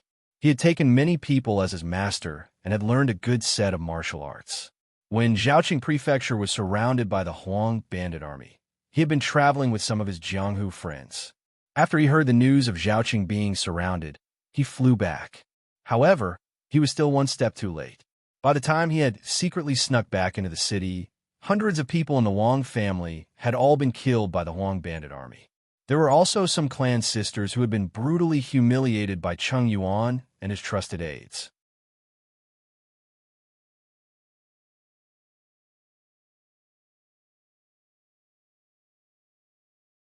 Chapter 386. The furious Wang Yong once again used the name of the Wang clan. To outsiders, he would always use the name Wang Yong from the Wang clan.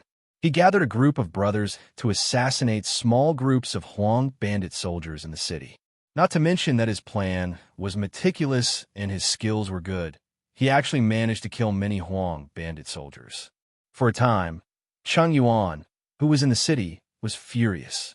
If not for the fact that Yang Chendong and the others arrived outside the city in time and posed a threat to the Zhaoqing manor, Cheng Yuan would have started a large manhunt in the city to find Wang Yong and the others. In the end, Cheng Yuan was captured and the Zhaoqing manor returned to the arms of the southern Ming government. However, there was not a trace of joy on Wang Yong's face. This was because he had already found out that Cheng Yuan was not dead. After being injured, he was imprisoned in the southern Ming army and was waiting to be sent to the capital to be executed.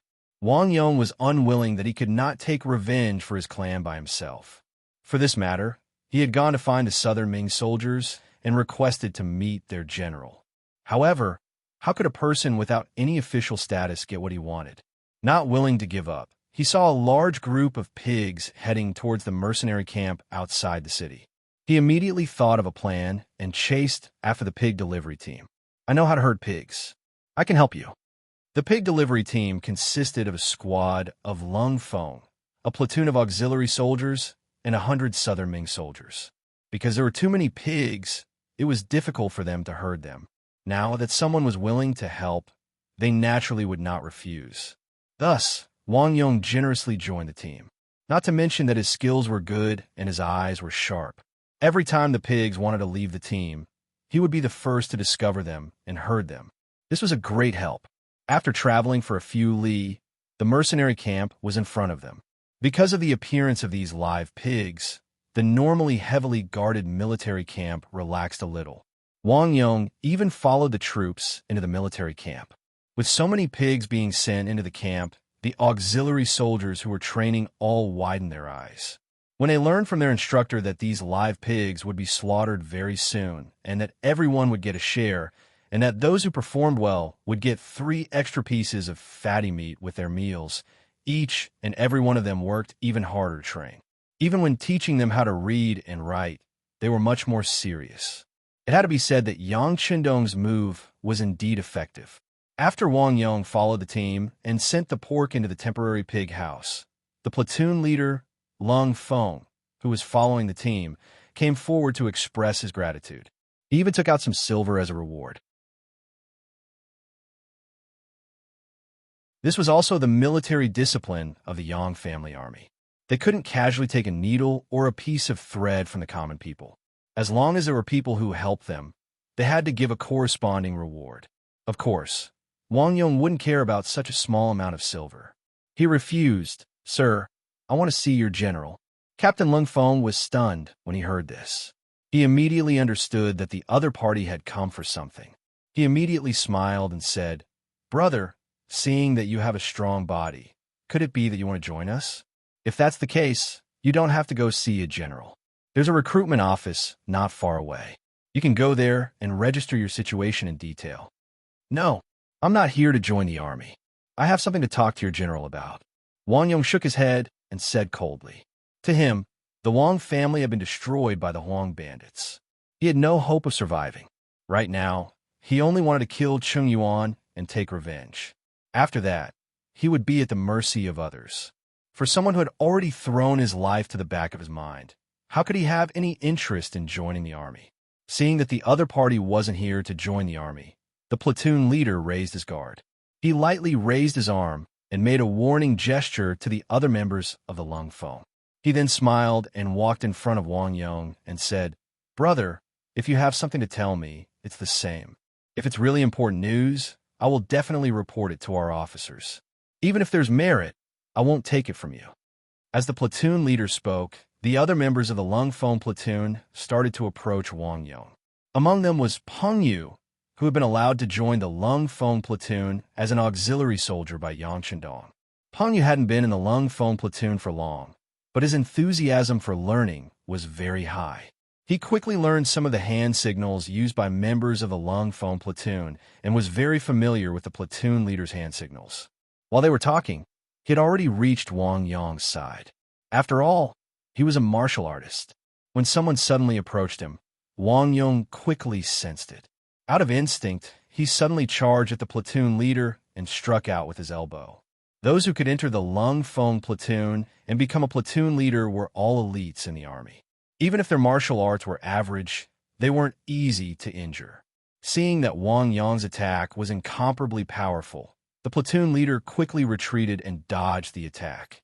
After forcing the platoon leader back with just one attack, Wang Yong quickly turned around and kicked him. Obviously, the attack just now was just a feint. His real target was the people behind him. He wanted to kill his way out before he was surrounded. Wang Yong charged in the direction of Peng Yu.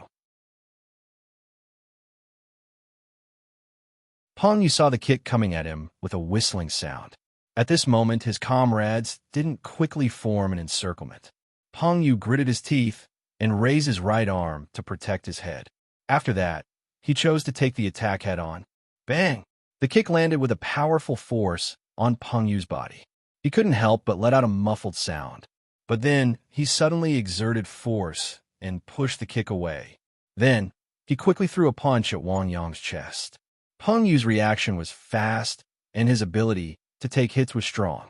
This greatly exceeded Wang Yong's expectations. He originally thought that the other party was just a small soldier from the Southern Ming Empire. With his methods, he wouldn't even care if there were 3 or 5 of such people. But now, not only did the other party take the attack from his kick, but he was also able to counterattack. In a moment of carelessness, his body was a little slow in dodging, and the punch landed on his ribs. Although he discovered it in time and wasn't seriously injured, he couldn't help but feel a faint pain below his ribs. After knowing that Peng Yu wasn't simple, and from the corner of his eyes, he noticed that the surrounding Ming Empire soldiers were beginning to increase. Wang Yong, who didn't dare to continue fighting, quickly retreated and rushed in another direction where there weren't many people. Wang Yong's vision was accurate, and the direction he chose to break out of the encirclement was correct. It made the platoon leaders feel like they couldn't catch up. If they let him escape from their hands like this, they didn't know how they would be laughed at by their comrades. They immediately chased after him ferociously. Bat Daojiang, who was originally a captive of the Yellow Bandits, was now a temporary auxiliary soldier. At this moment, he was sneakily approaching the pig house. Don't think that he wanted to do something bad. He just wanted to see if there was an opportunity to eat the pigs when they were slaughtering them. It would be good even if he could eat a piece of meat. Because he was thinking about the pork, he asked for leave from the platoon leader and approached the pig house with the excuse that he needed to go to the toilet. Unexpectedly, he didn't see a single pig, but he did see a few humans. When he saw the platoon leaders wearing camouflage uniforms rushing in his direction, he instinctively turned around and wanted to run. After becoming a temporary auxiliary soldier, he naturally knew the story of the platoon leaders. He knew that they were the elites of the elites, and that they had the ability to fight against 100 people by themselves with their firearms. Although he was good at martial arts, how could he fight against advanced firearms? Since he wasn't a match for them, he decided to dodge. He was probably wearing a normal military uniform. Based on his appearance and not his face, no one should know who he was. Now that he saw the platoon leaders rushing in his direction, he naturally turned around and ran. But just as he turned around, he heard a shout behind him. "My comrade, quickly turn around and stop this spy." "Spy? I'm not." When Ba Daojiang heard that he was mistaken for a spy, he quickly shook his head to deny it. In order to clear his name, he turned around and waved his hands. "I'm just greedy for pork and wanted to take advantage of it. I don't have any other intentions. Don't accuse me of anything."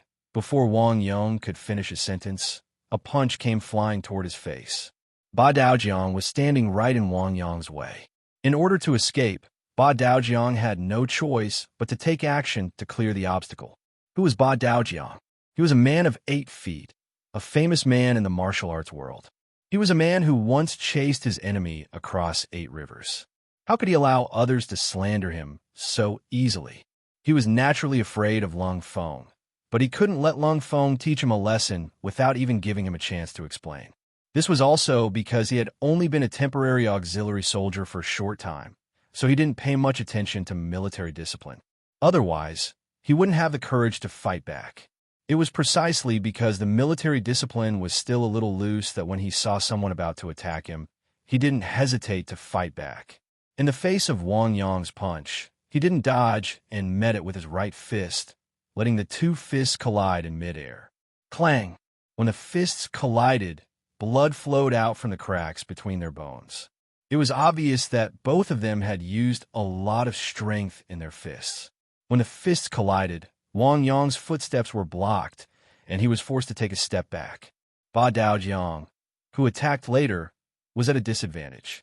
Before he could fully unleash his strength, his fists collided with Wang Yong's, and he was forced to take a step back. After both of them took a step back, their eyes were filled with killing intent when they looked at each other. It was as if they were saying, "Brat, you dare to attack me? You're dead meat." Their gazes met for only a moment. Then, without allowing anyone to say anything, the 2 of them began to exchange blows and fight, turning into a ball of fists and feet.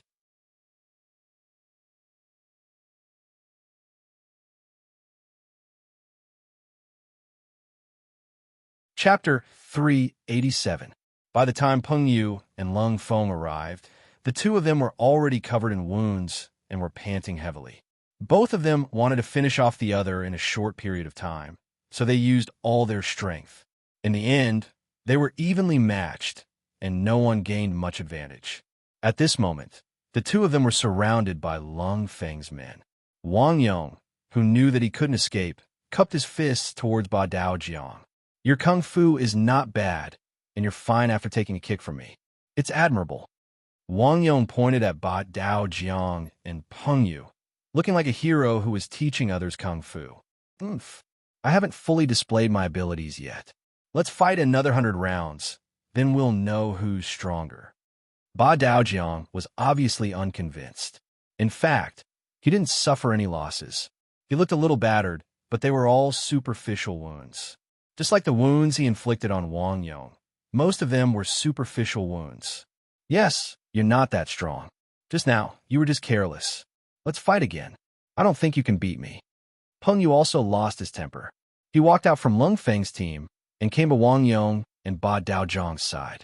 The three of them stood in a triangular position. The three of them were not united. They were wary of each other and looking for flaws in the other two. No one had the intention to make the first move. At this moment, several people came from afar.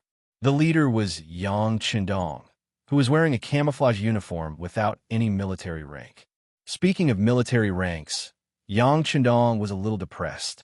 He could wear the rank of marshal, but his regiment commander, Luo Pa, was only a lieutenant colonel. If he wore that rank, the gap between the two of them would be too big.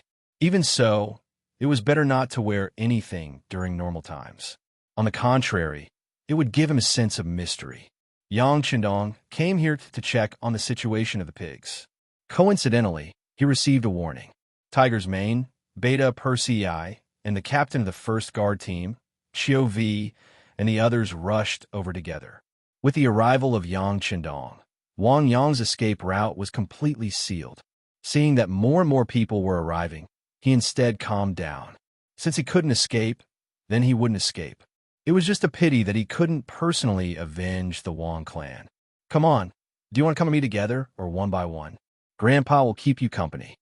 Since he couldn't escape, Wang Yong simply let go of his worries and assumed a posture of wanting to have a good fight.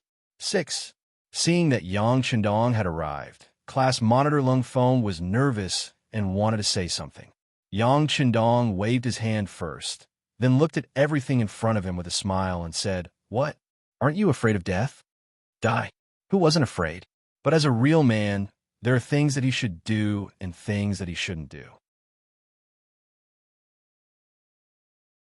He can't back down from what he should do, and he can't shirk the responsibilities that he should bear. At most, he'll be a good man again after 18 years. Wang Yong didn't know Yang Qindong's identity, so naturally, he didn't have any scruples when he spoke. Peng Yu, who was standing beside him, knew everything. When he saw that Wang Yong dared to talk back to the sixth young master, he said angrily, "Kid, be more polite when you speak. Don't cause trouble and end up losing your life here." When Peng Yu said this, he more or less warned Wang Yong. From this point, it could be seen that he personally admired Wang Yong. However, he didn't know the details of Wang Yong, so he didn't dare to say anything. Lose my life? Ha! After hearing this, Wang Yong looked up to the sky and laughed heartily, as if he had heard the funniest joke in the world. After laughing a few times, he stopped and said, "What's wrong? It's already like this. Will you spare my life? What's wrong? Even if we must kill you? Did you really do something shameful?" Yang Qindong asked curiously, as if he was interested. Something shameful? Wang Yong was provoked by this question, and his face immediately turned red. Who said I did something shameful? I came here to see your general and have something to say. How is it shameful? After hearing Wang Yong's explanation, Yang Qindong was also stunned. Then, his gaze fell on Lung Feng, who was wearing the rank of a first-class sergeant. What happened? 6th. Chief, it's like this. We were leading a team to herd pigs and passed by Zhaoqing City. This person followed us and said that he knew how to herd pigs and was willing to help us. Considering that we didn't have enough manpower, we agreed. At first, I thought that since he helped us, we should give him some money. However, he didn't want it and said that he wanted to see the general. When I asked him what happened, he wanted to run away. Then I wanted to capture him and interrogate him. Then we started fighting. After Lung Feng finished speaking, he lowered his head as if he had done something wrong. Yes, you didn't do anything wrong after that. However, it was wrong to allow an outsider into the military camp without permission. How about this? When you go back, find your platoon leader to write a reflection. Tonight, you will reflect on it at the company meeting. In addition, your pay will be penalized for a month. Do you have any objections? Yang Qindong said seriously. No objections, Chief. When Lung Feng heard such a punishment, he didn't dare to have any objections.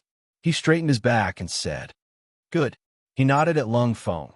Then his gaze fell on Wang Yong. If all of this is true, why did you suddenly attack these soldiers? Do you know that this can easily cause misunderstandings? Even if we kill you here, it will be your fault. Yang Qindong's tone carried an unquestionable aura.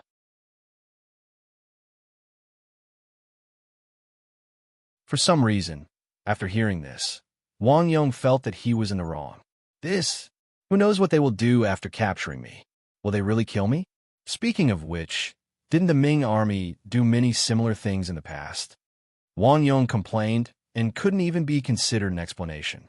However, when Yang Qindong heard this, he couldn't defend himself. He knew that the people he brought were the new soldiers of the Yang family. However, in the eyes of outsiders, weren't they the South Ming army? It was no wonder that they had such prejudices against him. If it was him, he wouldn't have allowed himself to be captured. Thinking of this, he really couldn't blame Wang Yong. However, no matter what, Wang Yong had barged into the military camp and attacked the Lung Feng soldiers. If he wasn't punished, he wouldn't be able to answer to the other Lung Feng soldiers. Yang Qindong's face darkened, and he said angrily, "No matter what, you barged into the military camp. Since you've trespassed into the military camp, it's impossible not to punish you. How about this? I'll give you a chance. The three of you will fight each other. If you can survive until the end, I'll fulfill your request and bring you to see the general here. How about that?" The three people Yang Qindong was referring to were Wang Yong, Bak Dao Jiang, and Peng Yu. Wang Yong originally thought that the other party had the advantage in numbers, and he had made a mistake in the first place. This time, he would definitely die. He didn't expect the situation to turn around. Immediately, he asked Yang Qindong with joy, "Is what you said just now true?" "It's true. No one here is more trustworthy than me," Yang Qindong promised Wang Yong. Then, his gaze landed on Peng Yu and Ba Dao Jiang. "The two of you have to perform well. Whoever can survive until the end will be promoted. Peng Yu, you can be promoted to the vice squad leader of the Lung Feng soldiers." "What's your name?" Replying to the chief, "My name is Ba Dao Jiang. I'm a temporary auxiliary soldier." Ba Dao Jiang replied. He had seen Yang Qindong before and knew that the entire army had to listen to this person's orders. When the platoon leader who was in charge of his temporary auxiliary soldiers saw this person, he didn't even have a chance to get close to him. It seemed like this person's status wasn't low. When he spoke, there was a hint of respect in his tone. "Looking at your clothes, I can tell that you're a temporary auxiliary soldier. Just now, they said that you were passing by because you wanted to get some pig offal. All right, as long as you can survive until the end, I'll allow you to eat to your heart's content tonight. You can even eat half a pig.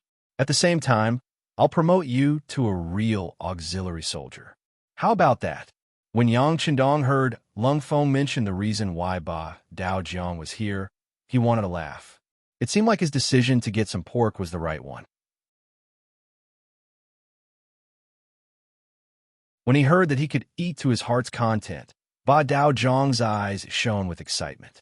"Chief, I'm afraid that half a pig won't be enough for me." "It doesn't matter. If you can eat, I'll give you the whole pig." Yang Qindong smiled. He was surprised by Ba Dao Jiang's appetite. However, since he had already said it, there was no way he would go back on his words. "All right, I'll definitely perform well." Seeing that Yang Qindong agreed so readily, Ba Dao Jiang turned to look at Wang Yong and Peng Yu with a serious expression. It was obvious that he was serious about this. The three of them had their own targets. Naturally, it was time for them to get serious. The three of them stood in a triangular formation. First, they cupped their fists and reported their names. Peng Yu, Ba Dao Jiang, Wang family's Wang Yong. According to the rules of Jianghu, after the three of them reported their names, they began to attack fiercely and crazily. Wang Yong was good at kicking, straight kicks, side kicks, and leaping kicks. He could only see the shadows of his kicks everywhere, which was really a bit like the Foshan shadowless kick.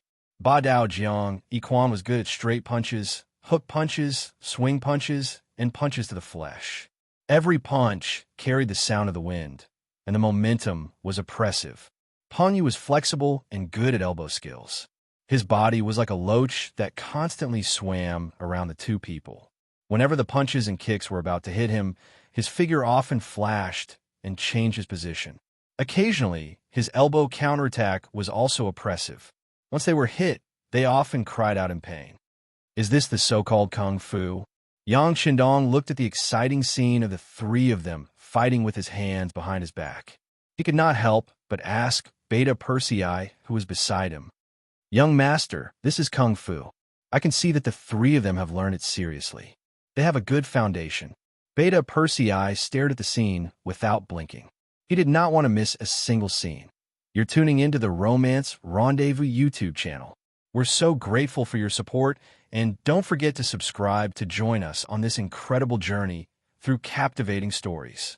Your generosity through donations truly makes a world of difference, as it's the primary source of revenue that allows me to expand and enhance this channel for you.